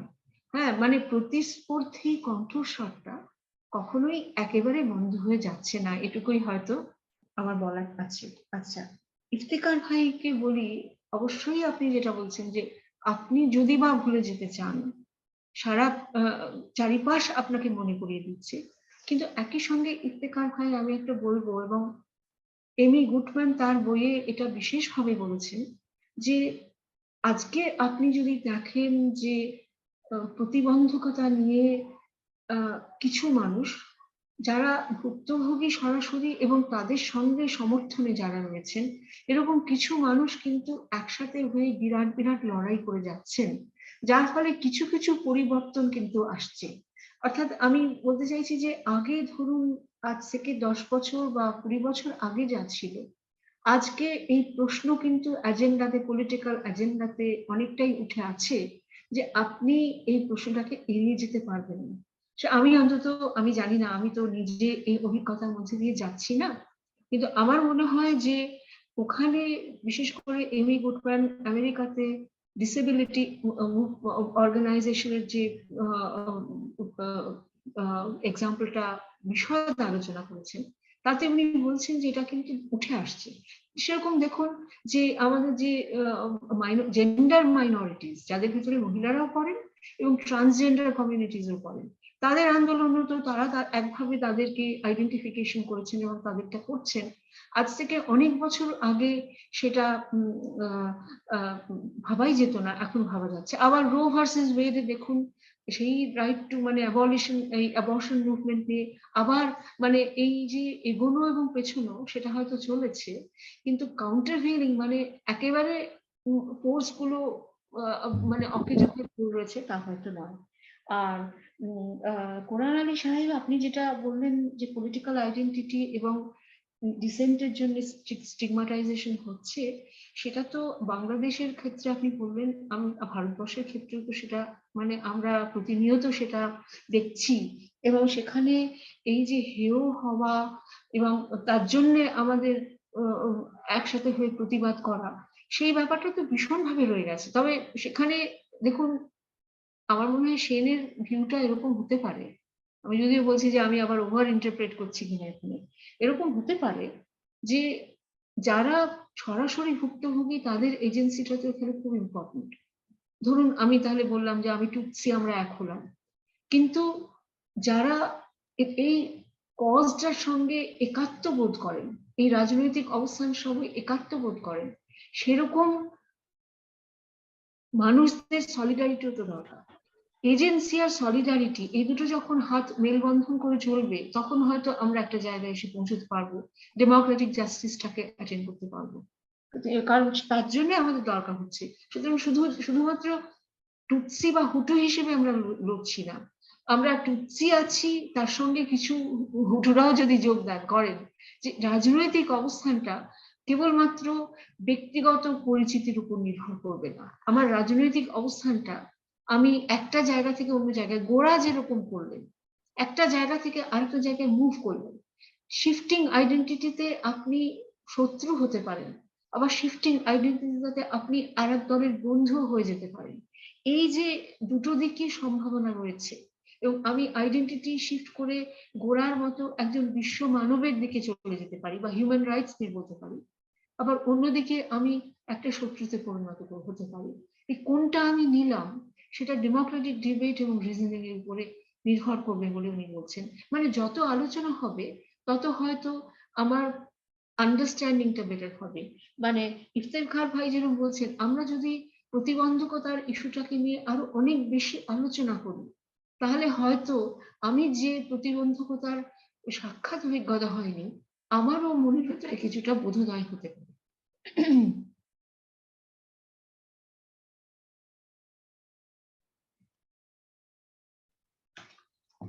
এটুকু বলে এই তিনটে প্রশ্নের আমি উত্তর দিয়ে দিলাম।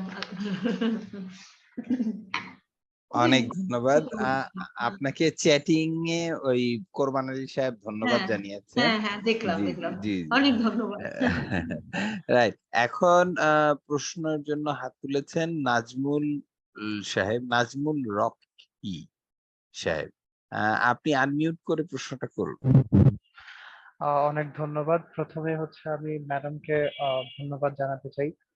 ওনার বাচন ভঙ্গি এবং শব্দচয়ন অনেক সুন্দর ছিল। হ্যাঁ জি সত্যি। আমার বাংলা ভাষাটা বাংলার উপরে ইংরেজির উপর পুরোটাকেই দখল। লেগেছে ম্যাম। আমার প্রশ্নটা হচ্ছে আপনি identity and choice and identity and selection নিয়ে বলেছেন। আমার ছোট মস্তিষ্কে যতটুকু বুঝতে পারি যে যখন হচ্ছে আমি চয়েস বা সিলেকশনের কথা বলি, তখন হচ্ছে এখানে একজন মানুষের সক্ষমতার প্রশ্নটা চলে আসে যে একটা অর্থনৈতিক বৈষম্য এরকম একটা সমাজ ব্যবস্থায় একজন মানুষ ঠিক কতটুকু সক্ষম হতে পারে, মানে তার অ্যাক্টিভ চয়েসটা হচ্ছে সিদ্ধান্তটা নেওয়ার জন্য আর কি। আমি যেটা মনে করি যে হচ্ছে সমাজে দুইটা সেকশন আছে প্রধানত, সেটা হচ্ছে যে privilege section and non privilege section. আবার এই দুটার মধ্যে হচ্ছে যারা কিনা এই প্রিভিলেজ হওয়া নিয়ে সোচ্চার, আবার যারা সোচ্চার না, আবার নন প্রিভিলেজ যারা আছে তারা যে নন প্রিভিলেজ এটা নিয়ে তারা সোচ্চার, আবার এটা নিয়ে তারা সোচ্চার না। আবার আরেকটা সেকশন সেটা হচ্ছে যে খুব কনফিউজড, যে তারা জানেই না যে তারা কোন সেকশনটাতে বিলং করে। তো এমন একটা অবস্থায় যখন হচ্ছে সক্ষমতার প্রশ্ন চলে আসে, এখানে কতটুকু আমরা অ্যাক্টিভলি আমাদের চয়েস গুলো মেক করতে পারি। মানে আমার জানার আগ্রহ এটাই যে এটা কি সম্পূর্ণই আরোপিত, নাকি হচ্ছে আমার এখানে সক্ষমতার জায়গাটাও আছে আর কি। এটাই ম্যাম, যদি একটু পরিষ্কার করতেন।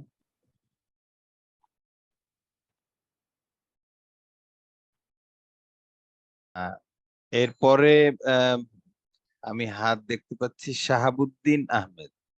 আহ, আপনি একটু প্রশ্নটা করুন, আনমিউট করে নিন।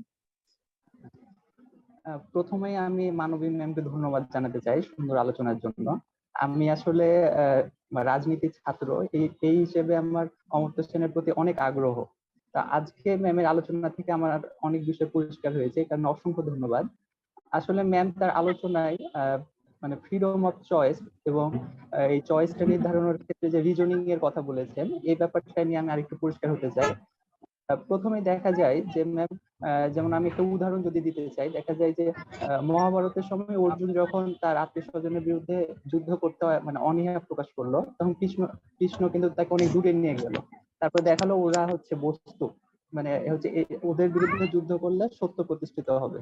তো ঠিক একই রকম ভাবে ম্যাম, আমরা যখন দেখি যে অমর্ত্য সেন বলেছেন যে আইডেন্টিটি পলিটিক্স করে অনেক মানে হিপোক্রেটস মানে দ্রুত মানে ক্ষমতায় চলে আসে রাজনীতির। তো এখানে দেখা যায় যে আমাদেরকে প্রকৃত সত্য থেকে দূরে সরিয়ে নিয়ে যে একটা প্রচারণার মাধ্যমে আমাদেরকে মানে আমাদের যে চয়েস, ফ্রিডম অফ চয়েস, এটাকে সংকুচিত করে কিভাবে? যেমন ম্যাম, যদি আমরা দেখি যে অর্থাৎ মানে ভালো কোনটা, রিজনিং এর মাধ্যমে, যুক্তি বিচারের মাধ্যমে আমি বেছে নিব। আমার চয়েস থাকছে কিন্তু আমি বেছে নিচ্ছি ভুলটা, কারণ আমাকে ভুলভাবে উপস্থাপন করা হচ্ছে সবকিছু। তো ম্যাম, আমার প্রশ্নটা হচ্ছে এখানে আমি আরো মানে রিজনিংটাকে ফলপ্রসূ করার জন্য ব্যক্তি কি করতে পারে, এখানে অমর্ত্য সেনের কোনো বিশেষ মতামত আছে কিনা? ধন্যবাদ ম্যাম।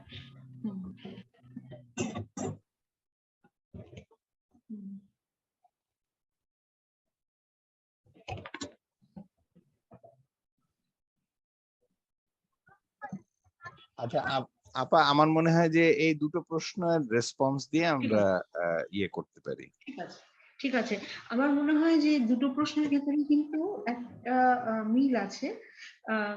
নাজমুল রকি উনি বৈষম্যের প্রেক্ষাপটে আমাদের মানে স্বাধীনতাটা, সিলেকশন চয়েসের স্বাধীনতাটা কত থাকছে সেই প্রশ্নটা করেছেন।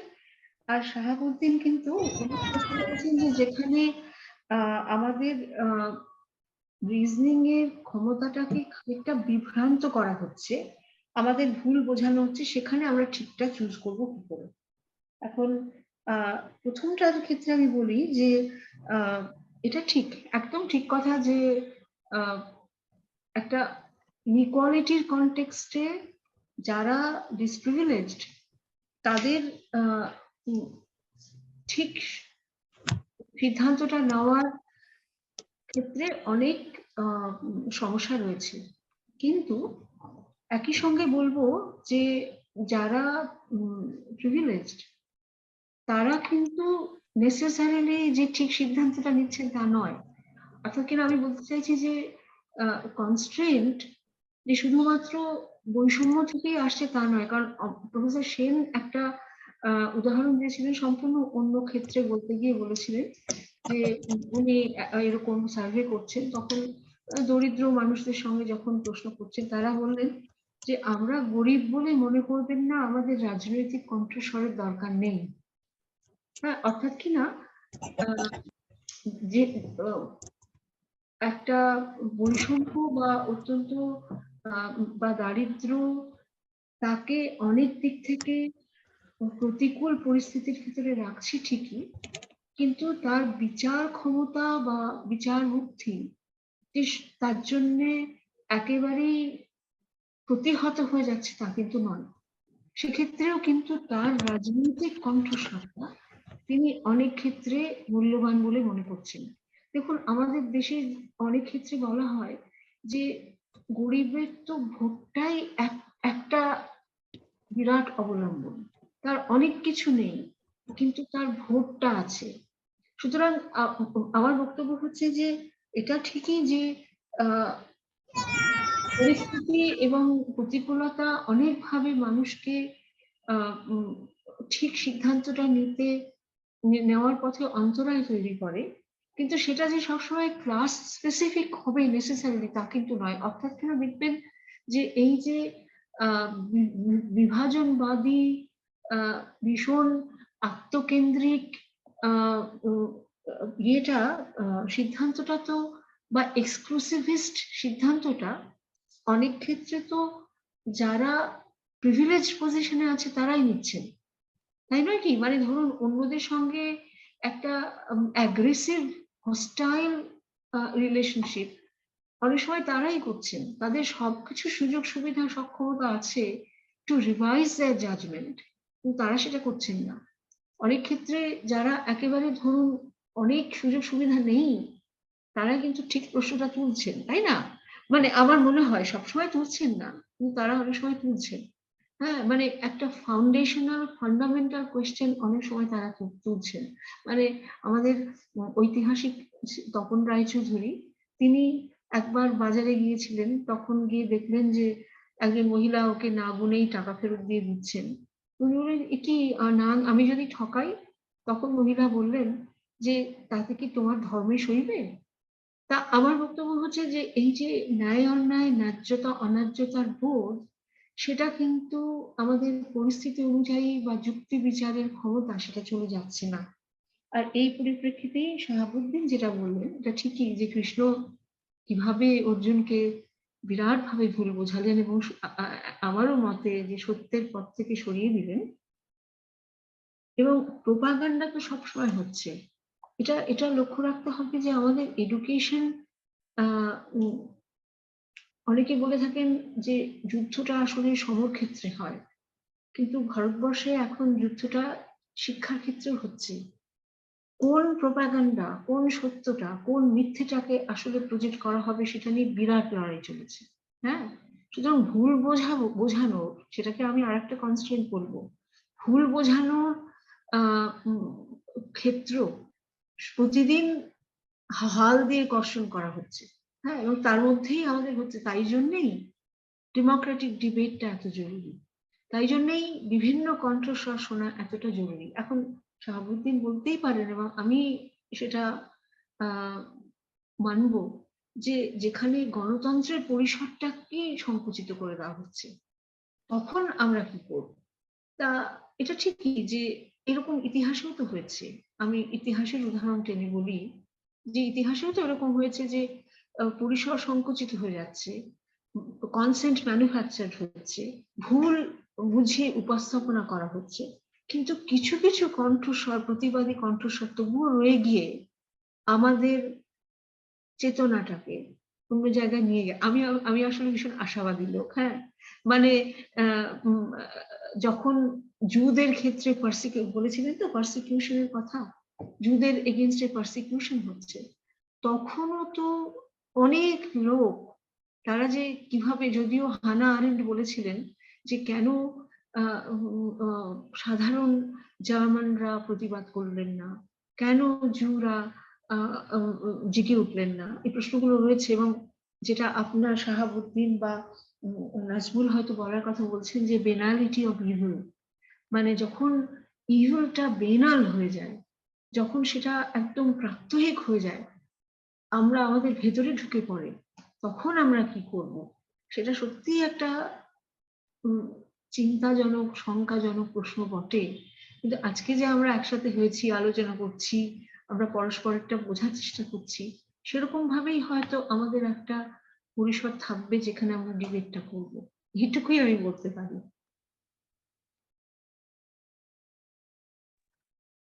অবশ্যই আপা, আমরাও আশাবাদী পরিস্থিতি অবশ্যই চেঞ্জ হবে। জি। আশফাক ভাই, আপনি কি আবার প্রশ্ন করবেন?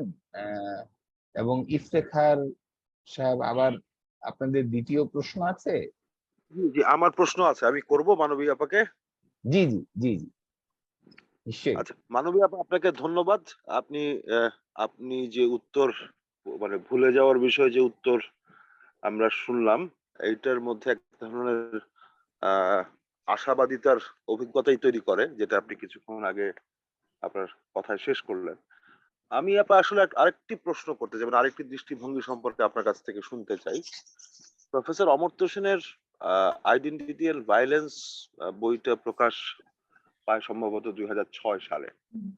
সেই বইটার প্রস্তাবনায়, মানে তিনি বইটা শুরুতেই হচ্ছে তিনি হিথ্রো বিমানবন্দর থেকে হচ্ছে ইংল্যান্ডে ফিরছিলেন, তখন তিনি ট্রিনিটি কলেজের মাস্টার। মাস্টার। তো এইখানে তিনি হচ্ছে যে কাস্টমস অফিসার বা বিমানবন্দরের নিরাপত্তা কর্মকর্তার যে প্রশ্নের মুখোমুখি হয়েছিলেন তার ভারতীয় পাসপোর্টের কারণে, সে এবং সেটা খুব ভদ্রস্থভাবে, কিন্তু তার মধ্যে যে এক ধরনের মানে মানে এক ধরনের বুদ্ধিভিত্তিক অবস্থান এবং নানা প্রশ্ন তৈরি হয়েছিল, সেই যে ডিভিশন অফ স্টেট মেকানিজম এবং স্টেটের যে নিজস্ব ক্ষমতায়ন, তার নিজস্ব পলিসি এবং সেটাকে গ্লোবালাইজ করার যে চেষ্টা, সেটা এখনো নানা রকম ভাবে বিদ্যমান। পৃথিবীর নানা দেশে সেটা নানা রকম ভাবে প্রযোজ্য। কিন্তু আমরা অমর্ত্য সেনের এই ঘটনার পর থেকে আইডেন্টিটি ভায়োলেন্সের এই অভিজ্ঞতার ভেতর দিয়ে যেতে যেতে আমরা আসলে একটা আমাদের সময় আমরা একটা মহামারীর অভিজ্ঞতা পেলাম এবং পৃথিবীর সব সীমানা যার যার মতো করে বন্ধ করে দেওয়া হলো এবং এর ভেতর দিয়ে সরবরাহ ব্যবস্থা, উৎপাদন ব্যবস্থা নানা রকম ভাবে ব্যাহত হলো। একই সঙ্গে সঙ্গে মহামারীর সঙ্গে সঙ্গে আমরা একটা ইউক্রেন রাশিয়ার কনফ্লিক্ট বা যুদ্ধ মুখোমুখি হচ্ছে, যার ভেতর দিয়ে আরো দুনিয়ার এক ধরনের প্রস্তাবনা হলো। একটা বিষয় হচ্ছে যে এইটা আজকের দিনে খুব প্রাসঙ্গিক, বা যেটা বললে ভুল হবে না, যে দুনিয়া যে এখন যে দুনিয়ার যে ব্যবস্থা চলছে, আমরা আসলে প্রত্যেকটি দেশের উপরে নির্ভরশীল, যেটাকে ইন্টারডিপেন্ডেন্স, এবং মানব সভ্যতা আসলে ইন্টারডিপেন্ডেন্সেরই একটা ফলাফল। এখানে হয়তো উৎপাদন বা পণ্য ব্যবস্থার একটা ইন্টারডিপেন্ডেন্সির কথা আমরা বলি, কিন্তু বিদ্যা চর্চা বা জ্ঞান চর্চা বা দর্শন চর্চার যে ইন্টারডিপেন্ডেন্সি এবং যে আন্তর্জাতিকতাবাদ, সেখান থেকে আসলে সেই কল থেকে ন্যাশনাল স্টেটের যে আইডিয়া বা স্টেট মেকানিজমের আইডিয়া, সেটার থেকে দূরবর্তী অবস্থানে কেন থাকে বলে আপনার মনে হয়? যদিও আপনি আপনার বক্তৃতায় লাইফ উইদাউট বর্ডার বা বর্ডারলেস ওয়ার্ল্ডের প্রসঙ্গ বলেছেন, সেই প্রসঙ্গে যদি একটু বলতেন। ধন্যবাদ আপা। আর আপনাকে আরো হয়তো আরো দীর্ঘক্ষণ আপনার কাছ থেকে শুনতে পারলে হয়তো আরো নতুন নতুন চিন্তার সম্পর্কে আমরা জানতে পারতাম। ভালো থাকবেন। Thank you. বলবো রনি ভাই উত্তরটা দেব? মানে আমি যেটুকু জানি, আর কথা বলিনি আমি যে সবকিছু জানি তা তো নয়, আমিও আপনাদের মতো আলোচনা করতে করতে ভাবছি। হ্যাঁ, মানে নিজের সঙ্গে আলোচনা করছি, আপনাদের সাথে আলোচনা করছি। আমার মনে হয় যে আমি আশফাক ভাইয়ের কথা সূত্র ধরে বলতে চাই যে আপার লেখা এবং গবেষণার কিছু খোঁজ খবর এই আলোচনার পরেও হবে, আমার সুযোগ হবে, তো তখন আমি আপার কাছ থেকে জেনে নেব যে উনি ওনার গবেষণার কোন কোন বিষয় আমাদের সঙ্গে আরেকটু শেয়ার করতে চান, সেগুলো নিয়ে আমি আলাদা করে প্রোগ্রাম করব। আপনারা যেহেতু পছন্দ করছেন আপার আলোচনা, সো আপাকে আরো প্রোগ্রামে আমরা ইনভাইট করে ওনার আলোচনার জন্য ডেট নিতে অনুরোধ করব। না, এটা আমি মাথায় করে নিলাম এটা। হ্যাঁ, সেটা হচ্ছে যে না, এইটা মানে স্টেট মেকানিজম যে কত বড় একটা শাসন যন্ত্র এবং তার সঙ্গে পুঁজিবাদ মিলে যে একটা সার্ভেলিং স্টেট সারা পৃথিবীতে বিভিন্ন জায়গায় তৈরি করেছে, সেটা তো অবশ্যই সত্যি কথা। এবং গণতন্ত্রের লড়াইটা সেখানেই কিছু কিছু জায়গায় আমরা দেখতে পাচ্ছি একটা ভিন্ন রাজনৈতিক পরিস্থিতি তৈরি হচ্ছে, যেগুলো থেকে হয়তো একটা মানে সূত্র পাওয়া যেতে পারে যে কিভাবে এই স্টেটের সঙ্গে লড়তে হয়, এবং তার মাঝে এসে গেল অতিমারি। ঠিক কথা। কিন্তু দেখুন, মানে আমি ভারতবর্ষের ক্ষেত্রে বলতে পারি যে ভারতবর্ষের ভিতরে বিভিন্ন রাজ্যগুলোতেও স্টেটের রেসপন্স কিন্তু বিবিধ ছিল। মানে আমি এই প্রফেসর সেন এবং ড্রেস তাদের অনেক কাজে এটা আছে, তারা বলছেন যে ইন্ডিয়া ইজ ডিফারেন্টলি ডেমোক্রেটিক। হ্যাঁ, মানে গণতন্ত্র কিন্তু একটাই ধরনেরই প্রকাশ হচ্ছে ভারতবর্ষে তা কিন্তু নয়। বিভিন্ন রাজ্যের ভিতরে তাদের যে মানে নেটওয়ার্ক অফ সিটিজেনশিপ, সেগুলো কিন্তু একভাবে কাজ করে না। সোশ্যাল মুভমেন্ট বলুন, সিটিজেন নেটওয়ার্ক বলুন, তারা এক একভাবে ঘটাচ্ছে ঘটনাগুলো, কোথাও তারা একটু পাবলিক সার্ভিসেস গুলোকে অনেক ভালোভাবে করতে পেরেছে এবং ডেমোক্রেটিক অ্যাকাউন্টেবিলিটিটাকে বেশি রাখতে পেরেছে অন্য জায়গার তুলনায়। সেই জন্য এই ভেরিয়েশনটাই বোধহয় আমাদের একটা পসিবিলিজমের জায়গা দেবে। হ্যাঁ, মানে আলবার্ট হার্শম্যানের কথা উল্লেখ করেছেন কি বলে প্রফেসর সেন, এবং আলবার্ট হার্শম্যানের খুব এটা ইন্টারেস্টিং একটা আইডিয়া, সেটা হচ্ছে politics as the art of the possible এবং পসিবিলিজম। মানে যেহেতু স্টেট রেসপন্সেস গুলো আলাদা হয়েছিল একই ন্যাশনাল ইউনিভার্সে, ধরুন কেরালার মতো রাজ্য একভাবে করলো আর ইউপির মতো রাজ্য অন্যভাবে করলো, সেটার তো নিশ্চয়ই কিছু কনটেক্সচুয়াল কন্ডিশনস আছে যার জন্য এটা করা গেল বা গেল না। আমার মনে হয় সেইগুলোর উপরে যদি আমরা আরো খুঁটিয়ে একটু নজর দিই, তাহলে আমরা কিন্তু একটা ডেমোক্রেটিক প্রসেসটাকে কিভাবে আরো সজীব করা যায় তার একটা ইঙ্গিত বোধহয় পেতে পারি। যেমন আপনি বললেন তো যে ওটা আইডেন্টিটি অ্যান্ড ভায়োলেন্স না, ওটা আমার মনে হয় রিজন বিফোর আইডেন্টিটি, সাথে উনি এই উদাহরণটা দিয়েছেন যে উনি গেছেন তখন আসলে মাস্টার্স লজ উনি লিখে দিয়েছেন, ওরা ভেবেছে কোথাকার কে এসে ইন্ডিয়ান পাসপোর্ট নিয়ে মানে এর ভেতরে কিন্তু একটা প্রচ্ছন্ন একটা মানে একটা কি বলবো শ্লেষ বলবো না, একটা হাসির রেশ রেখে দিয়েছেন, একটা তির্যক মন্তব্য আছে, কিন্তু সেটা এমন সুন্দরভাবে করেছেন যে সবার এনজয় করার ব্যাপার হয়ে গেল, কিন্তু তার মধ্যে থেকে উনি যা বলার বলে দিলেন, তাই না? আমি অন্তত সেইভাবে দেখেছি। হ্যাঁ, আর আর এটা কথাটা ঠিক, এই কথাটা ঠিক। হ্যাঁ, একটা একটা একটা একটা তির্যক ব্যাপার তো রয়েছে, তাই না? কিন্তু সেটা এত সুন্দর করে মানে কোথাকার জিনিস কোথায় এনে, এটাই ওনার আরেকটা আর্ট, যে এক্সাম্পল গুলো কনসেপ্টের সঙ্গে যেভাবে উনি জড়িয়ে দেন, সেটা এত সুন্দর একটা ব্যাপার হয়ে দাঁড়ায় যে এখান থেকে এক্সাম্পল নিয়ে উনি বললেন যে পার্সোনাল আইডেন্টিটি, আমি কি আমার বন্ধু, এই যে পুরো জিনিসটা তুললেন আইডেন্টিটি প্রশ্নটা। আর এই যে ইন্টারডিপেন্ডেন্স এর কথাটাও বললেন না, যে ঠিকই ইন্টারডিপেন্ডেন্স, কিন্তু ইন্টারডিপেন্ডেন্সটা কি ইকুয়াল কোলাবোরেশনে হচ্ছে, সেই প্রশ্নটা আমাদের তুলতে হবে। এটা যদি হয় যে ইন্টারডিপেন্ডেন্সে একদল কেবলমাত্র মানে ফলোয়ারের রোলে আছে বা তাদের একটা আনইকুয়াল ইনক্লুশন হচ্ছে, তখন কিন্তু সেটা লড়াইটা করতে হবে। যার জন্য এই যে আন্তর্জাতিকতা, দর্শন চর্চা, সেক্ষেত্রেও দেখুন যে আইডিয়া গুলো যখন উঠছে বা তার ভেতরে ইন্টারাকশন হচ্ছে, তখন সেই কোলাবোরেশনটা কি ইকুয়াল, এটাই আমাদের জোর দিতে হবে। যে আমরা কি এই এমি গুডম্যান বলছেন সিভিক ইকুয়ালিটি, মানে সবার সম মর্যাদার অধিকার আছে, সেটা কি ধরছি? সেটা যদি আমরা ধরতে পারি, তাহলে আমরা সেরকম, দেখুন অ্যান্টি গ্লোবালাইজেশন মুভমেন্ট কিন্তু অনেকটা সেটাই করার চেষ্টা করছে। তারাও তো গ্লোবাল, তারা সারা পৃথিবীর জায়গা থেকে অংশগ্রহণ করছে এবং সেই অর্থে গ্লোবাল নেটওয়ার্ক, কিন্তু তারা কিন্তু এই ইকুয়ালিটির বা ইকুয়াল কনসিডারেশনের দাবিটাই তুলছে। সেই জন্য আন্তর্জাতিকতার ভেতরে ইকুয়াল কনসিডারেশন আছে কিনা বা ইকুয়াল ইনক্লুশন হচ্ছে কিনা, সেই বা আনইকুয়াল ইনক্লুশন হচ্ছে কিনা, এই ব্যাপারটা তোলার ব্যাপার আছে। মানে আমি তো আলোচনা তো করলাম না, আমার মনে হয় আপনাদের যে বক্তৃতা মালা আছে তাতে ইনইকুয়ালিটি নিয়েও বিরাট একটা ডিসকাশন আছে, এবং ইনইকুয়ালিটিটা প্রফেসর সেনের মানে পুরোনো বইগুলোর ভিতরে একটা অন্যতম বই, এবং এখন দেখুন পিকেটি ইনইকুয়ালিটি নিয়ে এত আলোচনা করছেন, এটা একটা বিরাট বিষয়, এবং এটা নিয়ে যিনি বলবেন তিনি আপনাদের লিস্টে যারা সব ভালো ভালো আছেন, আমি তো তাদের মধ্যে একজন নগণ্য লোক, কিন্তু আপনাদের সঙ্গে এসে এত কথা বললাম। ঠিক আছে, অনেক ধন্যবাদ। আচ্ছা, লিখিত প্রশ্ন করেছেন শাহাবুদ্দিন আহমেদ, তারটা যদি আমি কি একটু পড়ে শোনাবো? হ্যাঁ হ্যাঁ নিশ্চয়ই। তিনি বলছেন, thank you very much dear ma'am, democracy and optimism are the most potential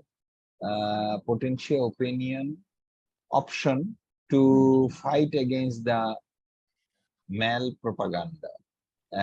Again, you have made me understand the value of public reasoning through a different lens. Thank you so much for your vibrant discussion. এটা শাহাবুদ্দিন আহমেদ বলেছেন। ইশতিয়াক সাহেব বলেছেন, what is the long-term implication of plural monoculturalism practiced in the name of multiculturalism? Where is the fine line between these two concepts? এটা এবং ওনার আরেকটা সম্পূরক প্রশ্ন, what should be an ideal framework to advertise cultural identity in a multicultural society?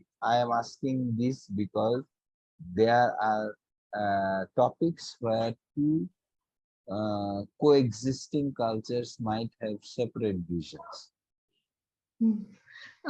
আচ্ছা, আমি প্রথমে শাহাবুদ্দিন ভাইকে বলি যে হ্যাঁ, গণতন্ত্র দেখুন, চার্চিলের ওই কথাটা ছিল না যে democracy is the worst form of government except for all the others. হ্যাঁ, মানে অল্টারনেটিভের, আমাদের তো বিকল্পের নিরিখে ভাবতে হবে ব্যাপারটা। এখন অন্য বিকল্পগুলো যেহেতু অনেক বেশি বিপজ্জনক, তাই জন্য আমাদের এই ট্রাবল টর্ন ইয়ে নিয়েই চলতে হবে। হ্যাঁ, মানে ডেমোক্রেসিটাকে নিয়ে চলতে হবে, যেটা খোঁড়া, যেটা ধরুন এখন তো আমাদের ক্ষেত্রে অনেক বলছে ইলেকটোরাল অটোক্রাসি বলছে। হ্যাঁ, ডেমোক্রেসি না বলে এটা বলা হচ্ছে ইলেকটোরাল অটোক্রাসি, যে আমরা ভোটের ব্যবস্থাটাকে এমন ভাবে মানে বিকৃত করতে, করাপ্ট করে ফেলার চেষ্টা করছি যাতে সেটা একটা মানে ভোটের মাধ্যমে আমরা একনায়কতন্ত্রকে আরো কায়েম করে ফেলতে পারি। এই সবগুলোই আছে। হ্যাঁ, আমরা এই যে বলে না, একবার প্রফেসর সেনেরই আর একটা কথাতে আছে, সেটা হচ্ছে যে simplify me when I'm dead। হ্যাঁ, সুতরাং অতি সরলীকরণ করার কোনো জায়গাই নেই। হ্যাঁ, আমরা পরিচিতির আলোচনাতেও, আইডেন্টিটির আলোচনাতেও ভীষণ জটিল, আমি প্রথমেই বললাম না, জিনিসটা অতীব জটিল। সুতরাং এটাকে সরলীকরণ আমরা করবো না। সেই রকম ডেমোক্রেসির ধরুন কথা বলতে গেলেও আমাদের ধরে নিতে হবে যে কিন্তু বিকল্পগুলো যেহেতু আরো অনেক খারাপ, সেই জন্য এটাকে নিয়ে আমাদের যদি আরো ইমপ্রুভ করতে পারি। It's not perfect but it can be perfected, একজন বলেছিলেন। হ্যাঁ, আরেকটু বেশি ভালো যদি করতে পারি। আর অন্য যে প্রশ্নটা ছিল মাল্টিকালচারালিজম, প্লুরাল মনোকালচারালিজম, আমার মনে হয় যে যে কালচার বা কালচারাল রাইটস তো একটা জরুরি বিষয়। মানে আমাদের কিভাবে আমরা মানে পোশাক পরিচ্ছদ পরবো, কি খাবো, কি করব, এগুলোতে তো নিশ্চয়ই আমাদের একটা অধিকার আছে, কালচারাল রাইটস। কিন্তু সেই কালচারাল রাইটস গুলোর ভেতরেও তো অনেক কি বলবো সিনক্রেটিক কালচার আছে, মিশ্রণ তো আছে, মিলেমিশে যায়। ভাষার ইয়েতে দেখা যায় মিলেমিশে যায়, পোশাক পরিচ্ছদে মিলেমিশে যায়। আমার মনে হয় যে যেগুলো আরো মৌলিক বিষয়, মানে ধরুন কি পড়বো নিয়ে এত বিদ্বেষ তৈরি হয়, অথচ আমার শিক্ষার অধিকার আছে কিনা সেটা নিয়ে হয়তো অতটা বিতর্ক তৈরি হয় না। এখন কি পড়বোটা খানিকটা যে যেরকম ভাবে পড়তে চায় সেটা ছেড়ে দেওয়া যাক না। আমাদের মানে হিন্দিতে একটা কথাই আছে, আপুচি সে পেহেনা। হ্যাঁ, সেটা তো হতেই পারে, নিজের মতো করে একটা পড়লাম, সেটা নিয়ে ধরুন আমাদের এখানেও যে কর্ণাটকে হিজাব নিয়ে কি গন্ডগোলটাই না হলো, অথচ আপনি রাজস্থানে যান, সেখানে তো অনেকেই ঘোমটা দিয়ে ঘুরছে। এটা তো মানুষের শিক্ষার অধিকার নেই, সেটার তো আরো মৌলিক সমস্যা।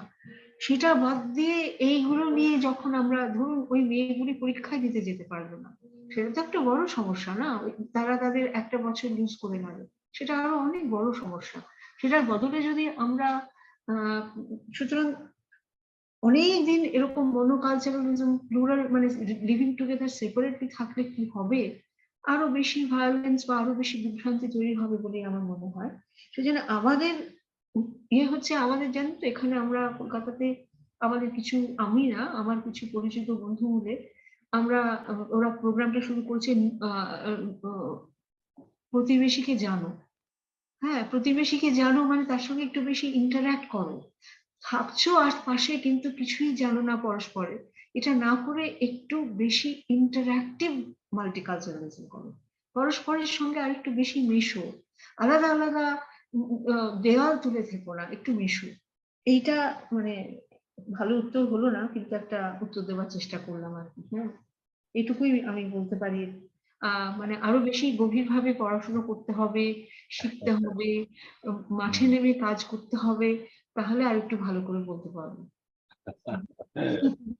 অনেক ধন্যবাদ মানবী দিয়ে। আমাদের আলোচনাও প্রায় আমরা শেষ পর্যায়ে চলে এসেছি। আর যদি কারো কোনো প্রশ্ন না থাকে তাহলে আমরা আজকে আলোচনাটা আপাতত সমাপ্তি করতে পারি।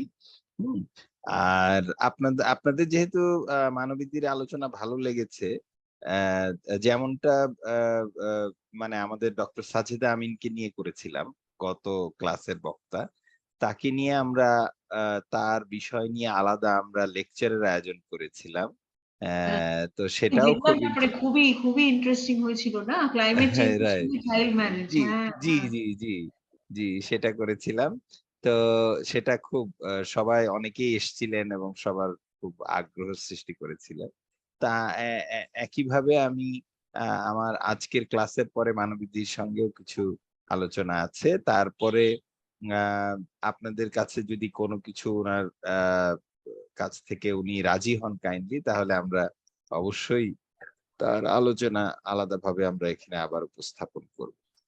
তো আজকে আমাদের সকলের আমাকে সুযোগ দেওয়ার জন্য আমি ভীষণ ভীষণ কৃতজ্ঞ, এবং সবাই মিলে যে এত আমরা আলোচনা করলাম, মানে এইটাই পরস্পরের সঙ্গে, এটাও তো একটা ডেমোক্রেটিক ফোরাম না, এখানে যে আমরা এতজন মিলে আলোচনা করলাম।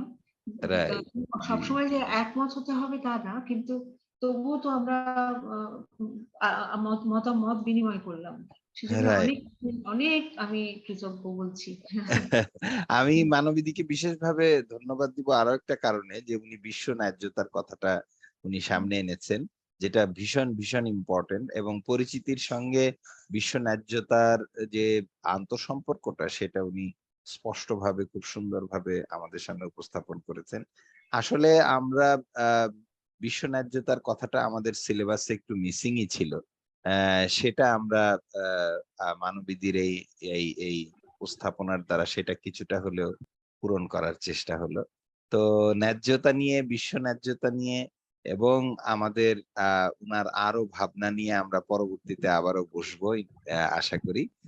আর আজকে আমাদের বাংলার পাঠশালার পক্ষ থেকে এবং যারা অংশগ্রহণকারী সকলকে ধন্যবাদ জানাই, আমাদের শুভেচ্ছা জানাই। আর মানবী দিয়ে আপনার এই পরিশ্রম এবং আপনার এই সময় দিলেন, আমরা অত্যন্ত আনন্দিত এবং কৃতজ্ঞ, এবং আপনাদেরকে আমাদের পক্ষ থেকে আপনাকে ভালোবাসা জানাই। আমিও সবাইকে আন্তরিক শুভেচ্ছা ভালোবাসা জানাচ্ছি। ভালো থাকবেন। আচ্ছা, জি, থ্যাংক ইউ। মিটিং লিভ করলাম। হ্যাঁ, জি জি, থ্যাংক ইউ, নমস্কার। কত সিম্পল, কত জ্ঞানী, চমৎকার করে